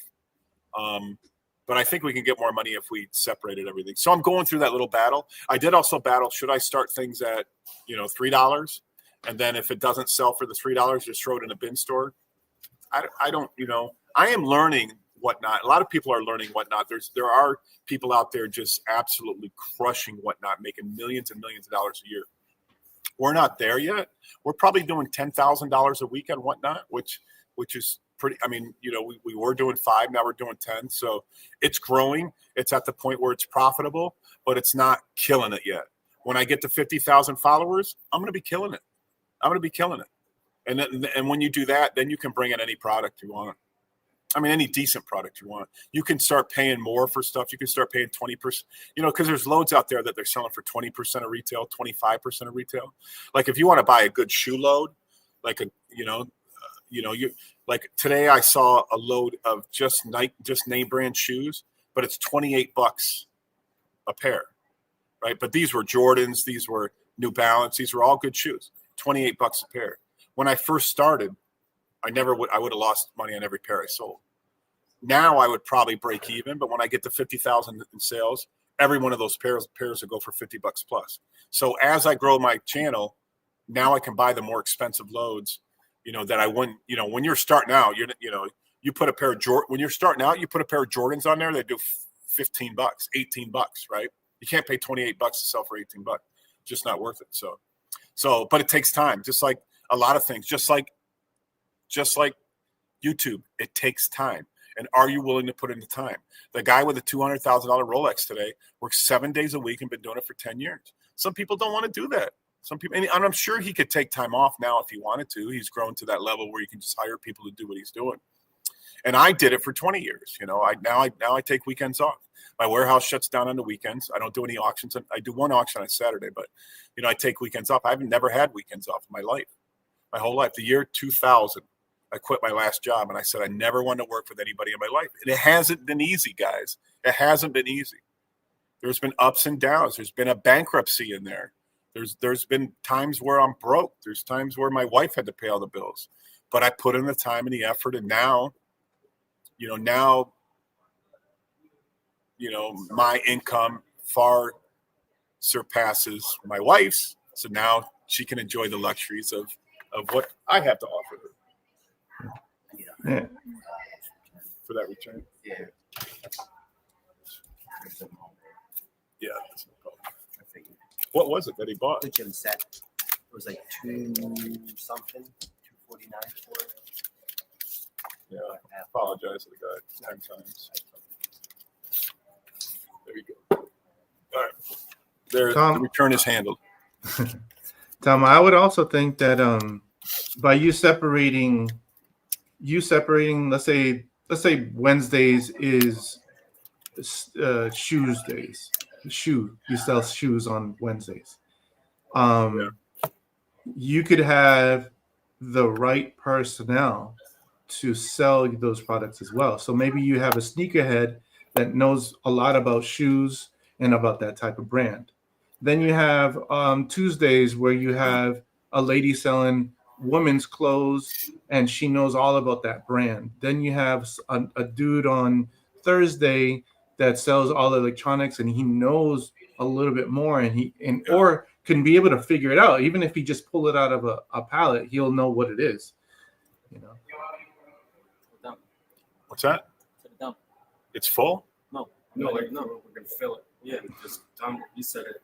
I need to get all the furniture parts and pieces, any junk out there, anything that needs to go in the garbage. I mean, That magnesium pallet yours? Yeah. That's gone too. Yeah. Everything on that truck's already gone. Yes. Okay. Just All double check. Doing a dump run, guys. Sorry. Yeah, no, I agree with that. But I think what you want to get to the level of is your women's fashion seller is selling every day at a certain time. Your electronics auctions are every day at a certain time.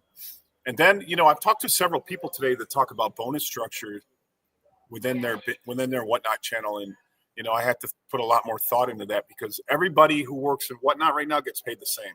So it doesn't matter if you're talent, shipping, sourcing, but everybody does all the work together, and so I would have to bonus everybody in the group and not just the talent. Cause I don't, just because you're the one on screen doesn't mean you're any better than the person that's doing the shipping. Right. Cause they're part of the process too. So I'm thinking about a bonus structure too, but yeah. So there's a guy who set up Whatnot in my warehouse, right?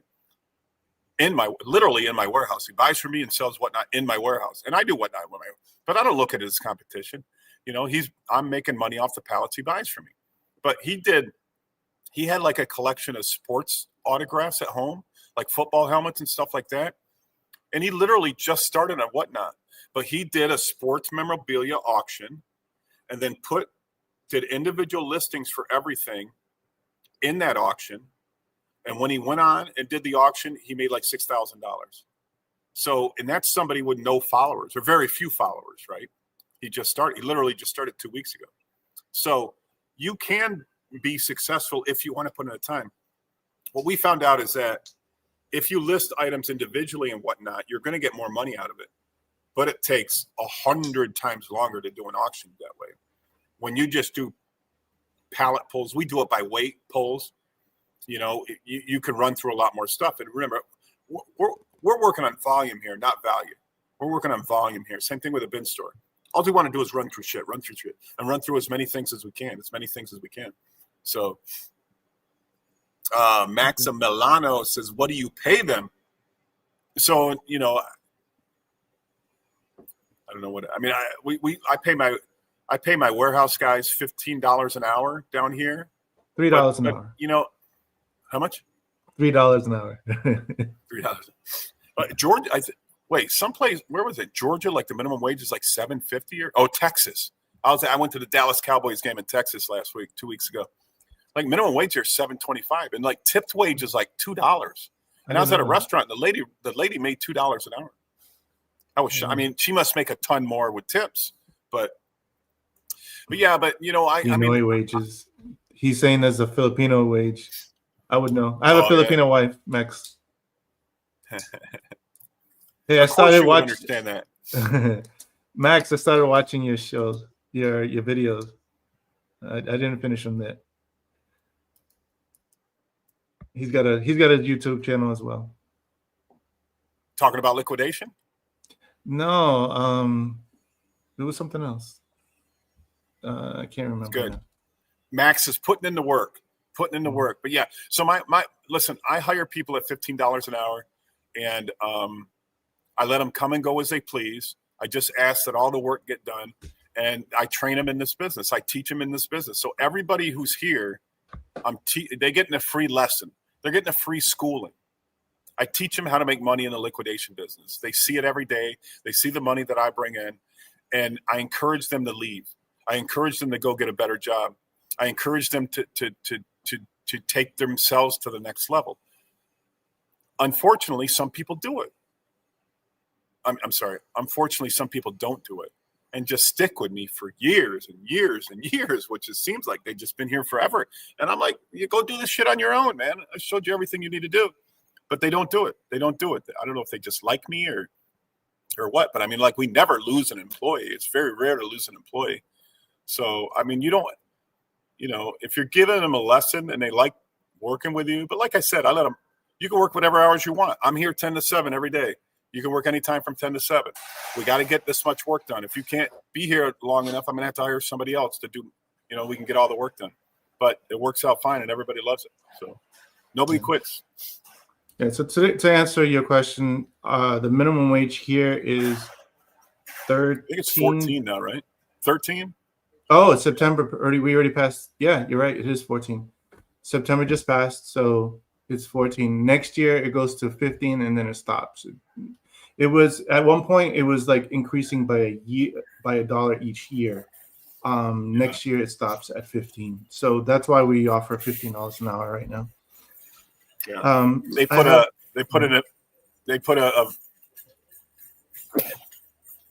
Sorry. I saw you like going like this, so it made me sneeze, man. You know how that works? I'm about to sneeze.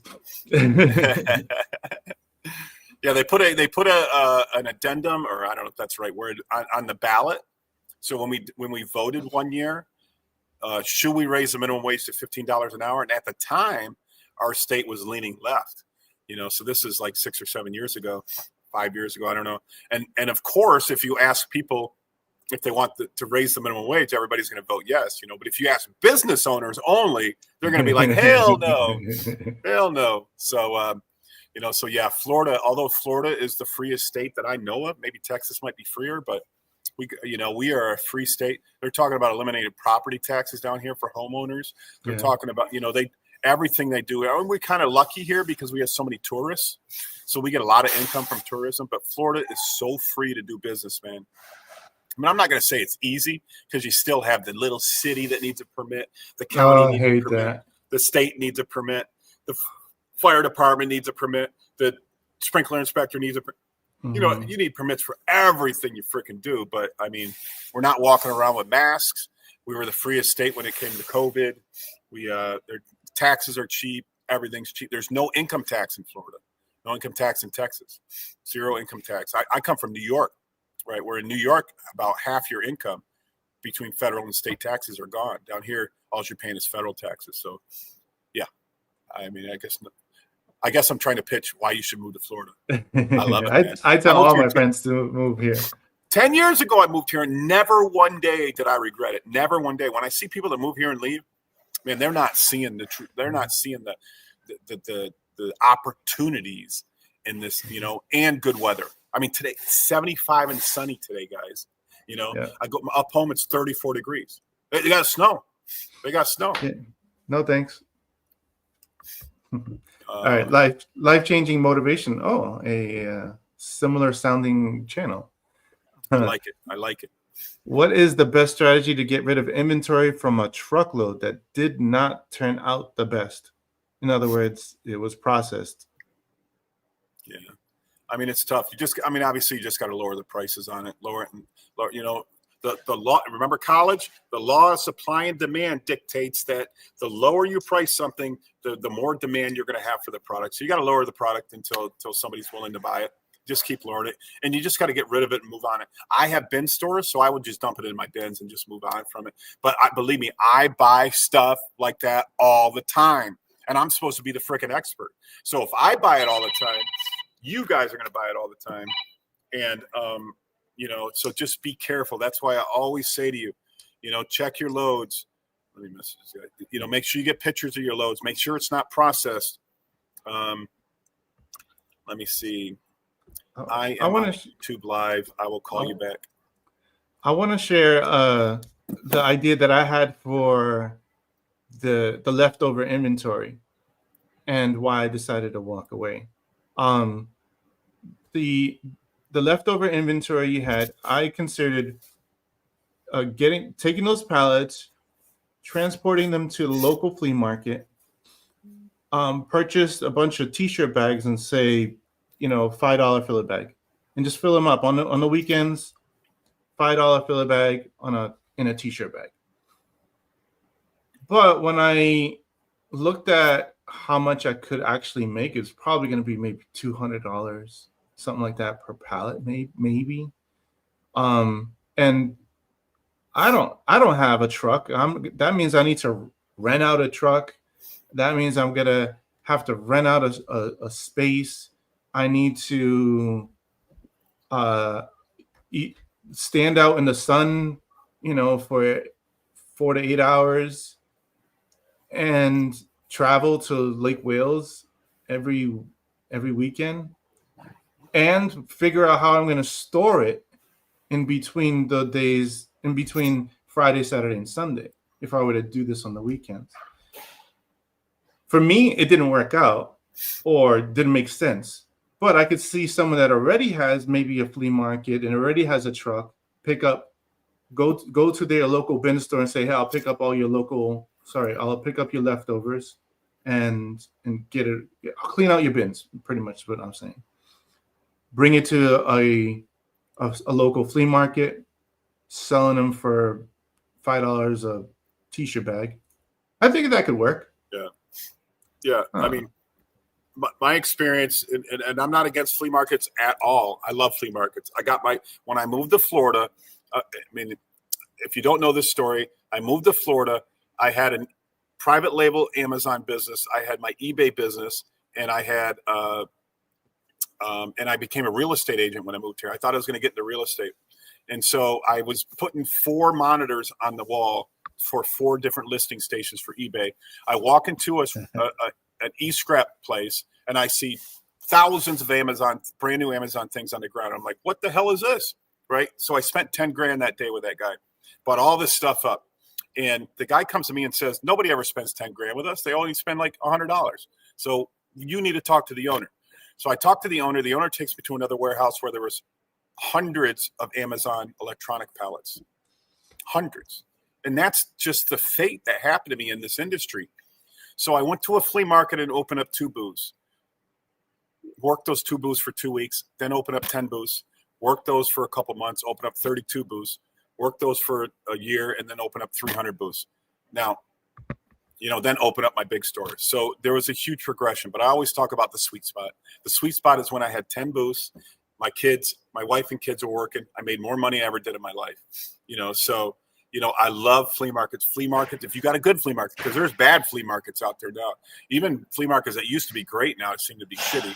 But, there's great flea markets out there that you can make a lot of money at. And you're right. You got to have the tools necessary to do it. But, I love the hustle. I don't care. I could close out everything I got right now and I'd still be hustling. I don't know, metal detecting on the beach and reselling whatever I find. I don't know. I love the hustle of what I do of this business. So I'll never stop hustling. It's so funny how like our journey when it comes to moving to Florida is almost the same. We left Florida about 10 years ago. Sorry, we left up north 10 years ago, came to Florida, and then we opened up a flea market booth around the same time, and we were running it. Maybe a year or two later is when we met, and Yeah. we were at the same flea market. Yeah, we were at the same flea market at the same time, but we just didn't know each other. Yeah. Yeah. So yeah. Another thing, yeah. we don't get to know. We haven't really gotten to know everyone on our lives. So like, I don't know who Cruz is. I don't know who Misery is. As far as life-changing motivation, that belongs to Steven Rivera. Oh, does it? Our What's up, buddy, my man, Steven? our Yeah, buddy we love Steven Steven, man. Rivera. We love Steven. Steven is a hustler, man. He's a hustler, man. Yeah. He just got his See his real estate condenser in license that as AC well. Unit again. For that condenser in that AC unit, Wait, can you look it up and get a real value on real it? value, I've Yeah. seen it for like $1,000. No. One of them's like $6,000. We have a Just got to question. find the exact model. We have a question from Go Big Resale. The answer is, did you close the deal on Sears yet? Next door.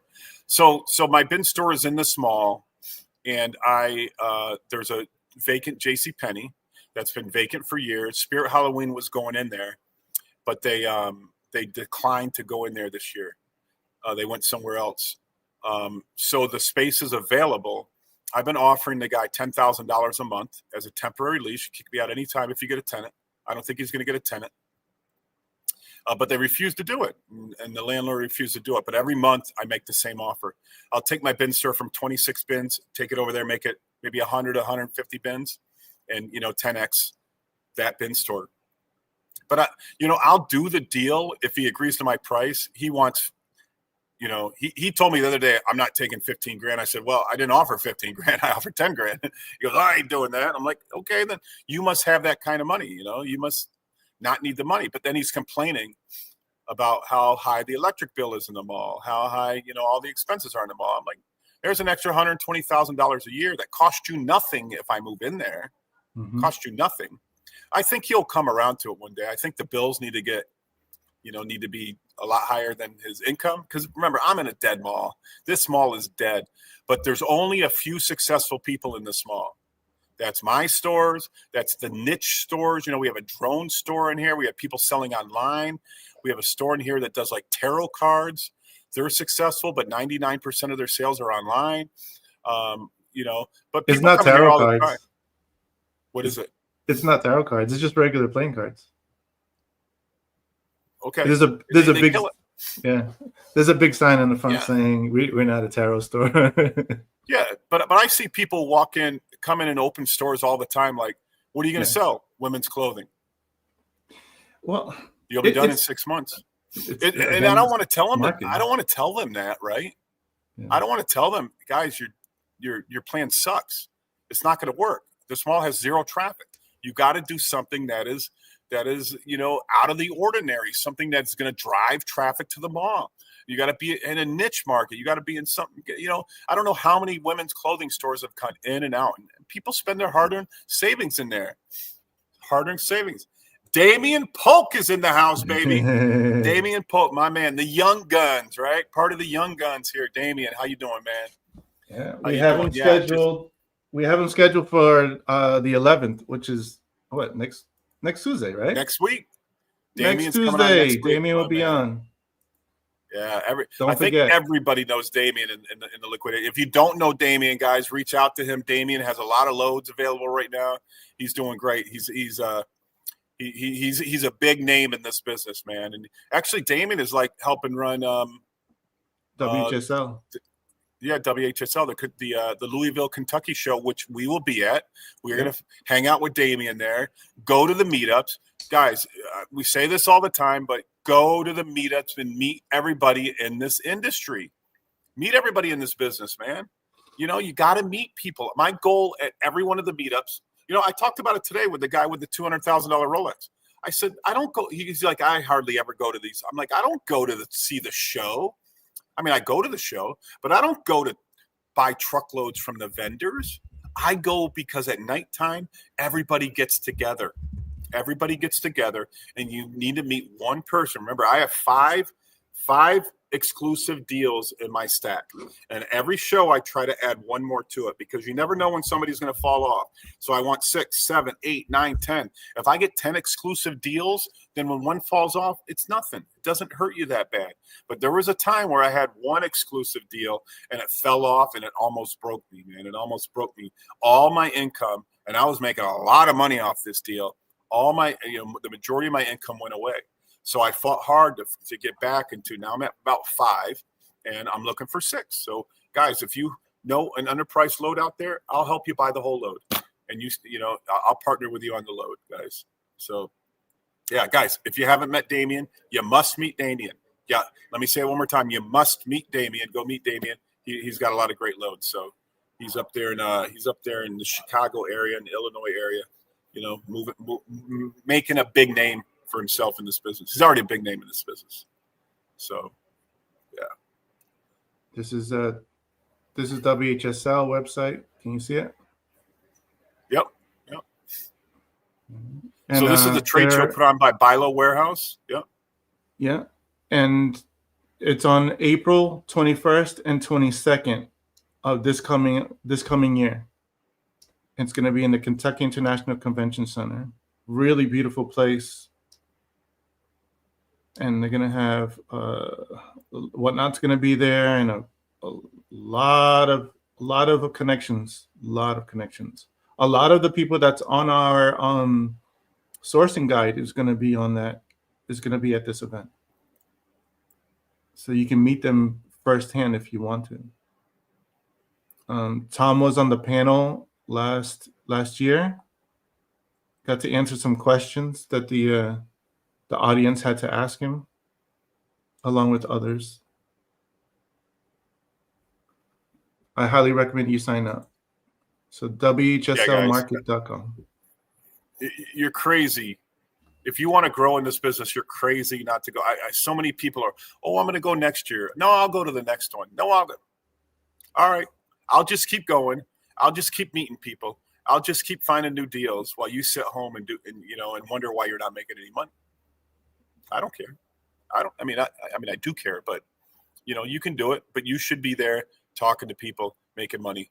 Guys, it's the best thing that you can do. I can't recommend a better thing to do because, there's a lot of people that I deal with through text message or through chat or through Facebook, that I've never met in my life. Once you meet them face to face, once you meet these big time dealers face to face, they put a face to who they're talking to, and it just changes the relationship, guys. You got to go to these shows. You got to go meet people. And it's not about the show. I love the shows, but not about the show. It's about meeting everybody you can.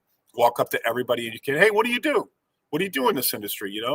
Oh, well, I'm a contract holder up in this area. I'm like, and then you just build a relationship from there. Build a relationship up. Start making money with them. With them. Remember, I said with them. Make money with them. Everybody's got to make money together. Both sides of every deal has got to make money, including when you sell pallets. Resale Reveal says, "Hi Tom, have you ever picked up any LPN from Zaps? Have you ever heard of Zaps?" Yeah, I've heard of Zaps Wholesale. I've never bought from Zaps. I've done. I forget the guy who runs Zaps, but I've done some business with him, but never bought the LPN from him. I am currently opening up my 86,000 square foot bin store in 30 days, and I need LPN. So I am on the hunt for more LPN. I currently get LPN for my Georgia store, but there's not enough supply to supply my Florida stores. So I am looking for LPN. So if anybody's got an underpriced LPN load out there that you think we can buy out a contract and partner up with, please reach out to me. Hey, Tom, what's the best thing to get for bins these days? What do you recommend? I'm using coffins from Indiana, but they're not consistent. Yeah, I'm using coffins from Indiana for my Atlanta store, and they are very consistent. So I don't know. I've seen other coffins from up that way. I mean, I did do a video on a horrible, absolute. I spent $30,000 on a load that I split with Little Ben down in Miami, and I exported it to the Cayman Islands, and I feel so bad about it because the a couple boxes I opened were just what they did is they cut off every LPN sticker, and if you probably know if you know the reason for that. And they were absolutely atrocious. And there's people out there selling processed coffin loads. I do have a warning out there. There's a company that is selling processed mystery boxes right now. And I don't have anything against that company, but I took one phone call from them, and now they're telling everybody that they do business with me. And so so I've got 3 phone calls yesterday from these processed mystery box companies. Not from them, but from people that they're trying to sell to, that these people are name dropping me saying, yeah, that I'm a customer of theirs. And I've never bought anything from them, guys. I don't buy processed anything. I don't buy anything processed. So when somebody makes something and they sell it, maybe you can make money on it. I mean, I'm not disrespecting the company. I just don't like the fact that they're telling everybody that they deal with me. And I literally got 3 phone calls yesterday that their sales pitch was that, that I'm one of their customers, and I'm not. I don't buy processed stuff. I get a lot of mystery boxes, but none of it's processed. It's all sealed with a nice Amazon tape, guys. Maybe I know there's a couple of these companies around there, and maybe they're doing well. Maybe people can make money off them, but I'm not advocating for them. I like raw mystery box loads, but they are harder and harder and harder to get.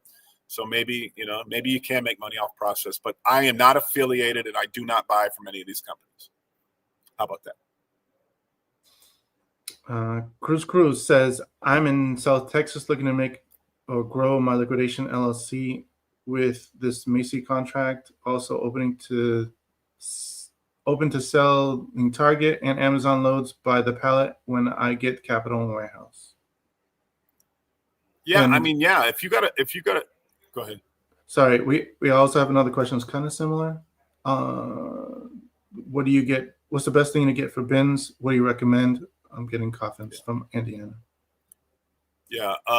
If you have a Macy's contract, I would try to, milk that as much as you can. I don't know what you're buying them for, but, if you can, there's a lot of exporters looking for clothing right now. Macy's has great clothing. You can try to find somebody, from South America, from Mexico that needs clothing. Reach out to Daniel. Daniel has a lot of clothing exporters. Little Daniel. Can I call him Little Daniel? He's 24. I can call him Little Daniel, right? But we love Daniel.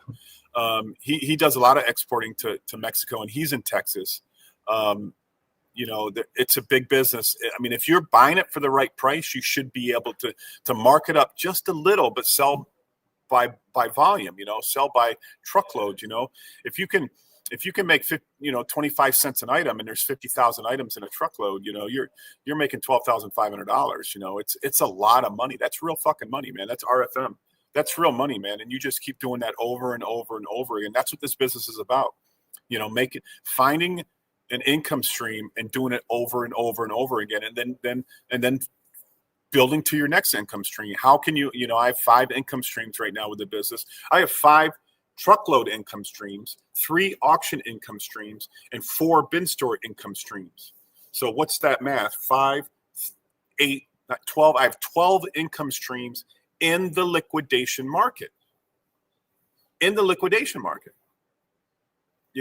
So if one of them goes bad or sour, I got 11 more. You got to build yourself up to that. So yeah, find out a way to make the money on this Macy's. Do it over and over again, and then consider getting to the second income stream that you can find. But as you're making money on that Macy's, start saving your money, right?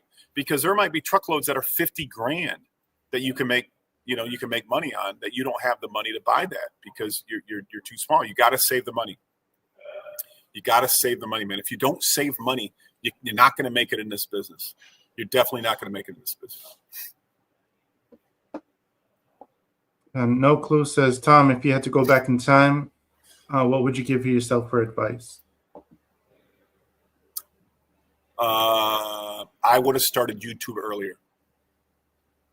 Yeah. I would have started YouTube. I did my first YouTube video and consistently. I did my first YouTube video probably 3 years before and it was on a separate channel before I started this channel. So if I would have put in that extra 3 years of time, I would assume that my channel would be up to, I don't know, 50 or 100,000 subscribers. And it's all about your community. It's about your community. It's about your influence. It's about the people you know.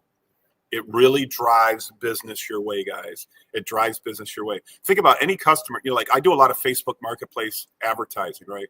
If I have a load that I want to sell, I put on a marketplace and I promote the ad. So I get hundreds of customers a week. And what do I tell every one of them? Go to my channel and I'll teach you about this business. Go to, you got hundreds of questions. Just go to my channel. I answer all the questions on my channel. And, that drives my influence all around. I had somebody shoot me a video from India the other day that they wanted to get container loads to India. And there was like 100 people in the background, like screaming like, Tom, Tom, Tom. And they're doing this dance. I mean, it was in India.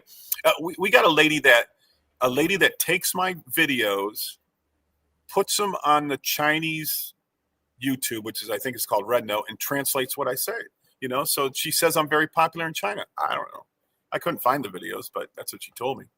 But she's fantastic. She's in the business right now. So yeah, I mean, it's influence. You can't put a number on the influence, guys, on the influence. The influence is the key. The influence is the key, guys. And I'm getting old, man. I might have to retire out of this business pretty soon. And, guys like Damien are going to come in and take it over, right?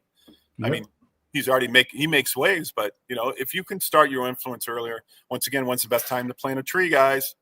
Yesterday. So when are you going to start? I had the same reservations everybody else had about starting a YouTube channel. Like, what am I going to say? What am I going to do? I don't want to look goofy. I don't want to look stupid. Now I don't care. Now, you start doing it. You don't care. And any content's good content. Any content. Put any content out there because we're niche. We're a niche market. We're a niche market, guys. We're not entertainment, right? I mean, you try to be a little entertaining in your videos, but we're not entertainment. We're a niche market. So if you want to start a pool cleaning company, you're not going there to laugh. I mean, it helps if you laugh, but you're going there to learn. So our channels are much smaller than the entertaining channels, but they're effective, man. They're effective. I mean, we have 17 people on the stream, which is not a lot. But listen, if I can get 1 or 2 people to buy a load from me 1 or 2 times a week, and you're making $500 a load, I mean, we're talking making an extra $50,000 to $100,000 a year. Yeah, it's called LTV, lifetime value of a customer. So right. the little time you spend on doing a 2-hour video for each week, you get 1 customer each week. 52 weeks times how many? 52 weeks times 52 again, so yeah. It's a lot. I mean, and if you say that I don't know the math.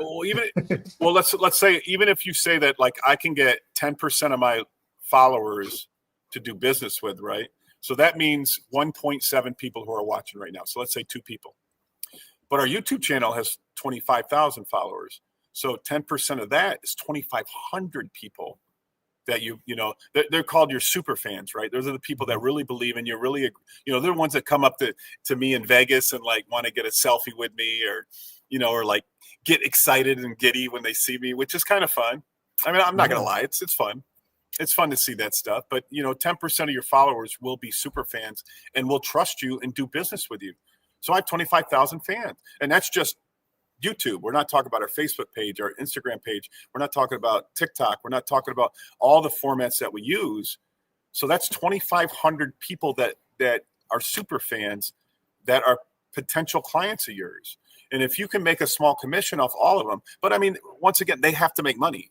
They have to make money or they're never coming back to you. And they can make money. You can make a little money. That adds up, guys. That adds up. That adds up a lot. So we just talked about 12 revenue streams I have. Let's add a 13th, YouTube, right? YouTube. Yeah, so start your influence. And I don't care how you do your influence. I don't care if it's on TikTok. I mean, we in Atlanta, Georgia, and I didn't like the idea, but my business partner, Stellian, a guy said that he'd come in on our opening day and do a TikTok video and he was charging $5,000. And I'm like, what? That's crazy. But the guy had 500,000 followers, and he was like his channel was about Atlanta, like things to do in Atlanta. And he says, Tom, it is worth every penny of it. It is worth every penny. And he attributes our success to that 3-minute video this TikToker. All I could think about was how much money this TikToker made from doing a 3-minute video.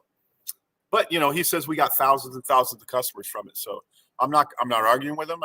I don't know if it was the right thing to do, but you could just see what influence does on it. The video got over 1 million hits, just under 1 million hits. So maybe it was worth it, right? Maybe it was. Influence. So once again, final answer. What was something I should have done way back in the day? Start my growing my influence, which equates to my network. So yeah, if you don't have a network, you can't do shit in this game, right? Can't do anything in this game. So build your network, build your influence, get customers, treat them all right, treat them all with respect.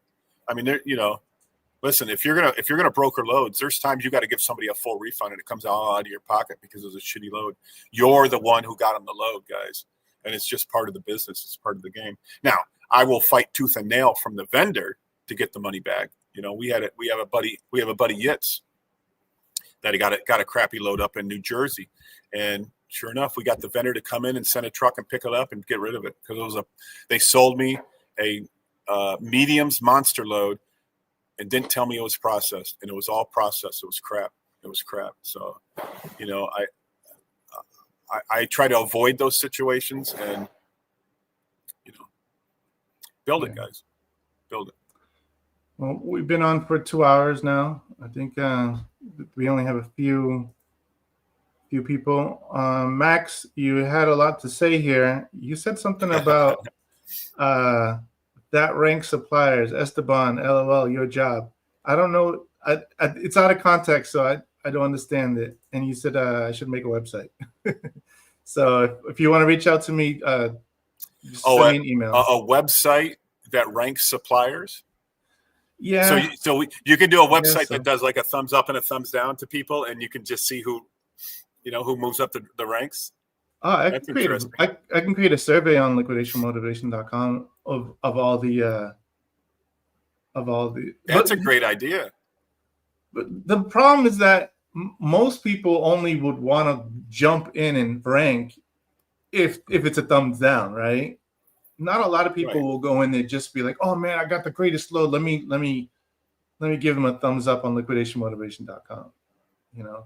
Well, yeah, but that can be the vector. That can be the measurement, right? I mean, if somebody has 100 thumbs down versus another person only has 5, but then it's also how many loads that they sell, right? Because if you're selling a lot of loads, there's going to be, but I guess there's going to be an average. Somebody needs to do it. Actually, somebody needs to do it. And back to Damien. Is Damien on our top 10 on our list? We should bump somebody off and put Damien on our list. Okay. Of trusted suppliers, yeah. Yeah, we could do that. I think I should be the guy to create the website for that, and it should be on liquidationmotivation.com. We should have a section for ranking suppliers. If anybody has any suggestions on how you would like to see it, I could put it together. And it could be comments. Can you? It would be like you can click on the supplier and then see all the comments and pictures, kind of like on Amazon where you can look at the reviews and see, hey, the customers what they bought, and then they'll show, oh, this is broken, or that'd be kind of cool. Yeah. It would help so much. Maximilian says it helps so much. Yeah, without a doubt, it would definitely help because there is,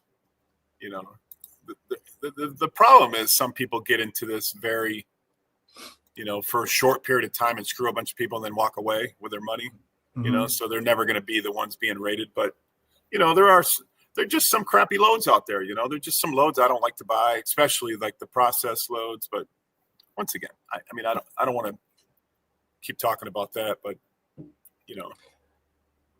I think I have an idea on how to do it, and it would probably be pretty easy to do. All right, I'll work on it, guys. Oh, we have no clue who's got one. Let's answer this one last question. Yeah. What's this business needs? It's what this business needs. It is traveling inspectors are paid to go see the loads before they are sold to us, verify the loads, and keep people from getting screwed. We kind of entertained that idea for like over things that are overseas. Yeah. What are your thoughts? Well, I mean, 100%. You know, I've always wanted to take the YouTube channel on the road and be able to show people pallets, pallet houses, warehouses, you know, where they can go buy stuff and, you know, do a video on it. And, you know, but that, you know, even if I go do a video on a warehouse, it doesn't mean you can't get a bad load. But I mean, you know, also, I always also thought like somebody can do like an escrow for loads, right? Right. You got a buyer and a seller, and then somebody in the middle holds the money until the load is received. And then as long, you know, if there's a complaint on the load, you can launch your complaint with the escrow company and they can figure out, you know, like an independent arbitrator on what it's supposed to be. I don't know exactly how that would work, but, you know, somehow the money's held in the middle. But, you know, like a lot of vendors won't release a load until they get full payment on it, because then the buyer doesn't have any recourse. But I mean, like we buy from liquidation.com or LSI and we pay with credit cards. So we always have the right to dispute that load. But 99% of everybody on here won't, you know, I mean, I don't let people pay with credit cards, you know, I mean, you try to describe the load exactly as it's supposed to be. And as long as it comes in like you said it is, then they should be good with it. They might not like it. They might just have more money than ability to sell. That's one of the problems, you know. People, you know, just people have a lot of money in savings, so they try to get in this business and they don't realize how fickle and hard it is, and you know what you have to do to sell everything, you know, because most loads, a third are good, a third is medium, and a third is bad. How do you get rid of the third that's bad? You know, if you don't have your network set up and how you move things, you know, it's just probably not the right business for you. So figure out a way to move everything. Just figure it out. So yeah. There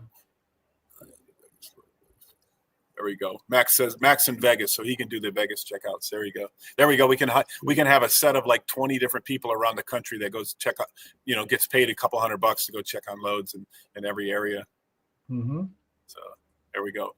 We can call them liquidation motivation bulldogs. Verify loads. I mean, if you're buying a $25,000 load, what's paying somebody $200 to, you know, drive 50 miles and verify a load? You know, there you go. There you go. A 13th stream of income. All right, guys, it's been 2 hours. Thank you, everybody who's been on the chat, who's asked questions, who's you know, asked for our advice. We're here every Tuesday morning, trying to start at 11 o'clock, but you know, shit happens, the world happens, and we're not always able to get on here every morning at 11. But we are going to be doing some more videos. Paul is going to be back in the warehouse here this week, so we will have some more content videos. We're doing the live. We're going to Kentucky. We are going to Vegas. We will be everywhere. If you got a liquidation warehouse that you want to have a review on, we'll be happy to come out and do a video in your area. Hi, Mama. Why aren't you at work today? She's not feeling well. Oh, she can't hear you. Oh. Why aren't you at work today? Why? Yeah. Why am I home? I'm sick. Go up. Why did our thumbs up automatically go up, Esteban? I'm sick today. Oh. Yeah. Are you live? Yes. We are live. You got thousands of people watching you right now. Follow me on TikTok. I'm a singer now. She's been singing. She's been singing lately. Singing on TikTok? She's a great singer. Yeah, she's got her own singer, man. She got her own TikTok channel now. She's starting to sing a lot. This is Esteban's better side. What is your TikTok channel? I'm making money already. What's the name of your TikTok channel? I already earned money. What's the name of your TikTok channel, babe? It's my third day singing on TikTok. My channel is Missy Cam Cam. Follow me. Missy Camp Esteban, put it in the notes there so everybody can see it. Follow Missy on TikTok, guys. You're gonna love her, and she's a fantastic singer, man. I've seen her sing 100 times. So Most of my followers are from the Philippines, but I would love everyone here to follow me. there you go. When's your next live? Tonight, actually. I don't feel good, but I don't care. I always. You're still doing it, huh? Yes. Yeah. Awesome. Missy Cam Cam. Tell Esteban to put it in the chat there so everybody can see it. Just put it on the chat. Right in there. All right, so thanks everybody for sticking around. We'll be back next Tuesday. Make sure you go see her TikTok. It is incredible. You're gonna love it. There you go, Missy Cam Cam. All right. Good to see you, Tom. Good to see you too. Bye. All right, guys. Liquidation Motivation signing off. Esteban, been another great day. 2 hours and 5 minutes on the camera. Thanks for watching, guys. Now go out there and make some money. Bang, bang.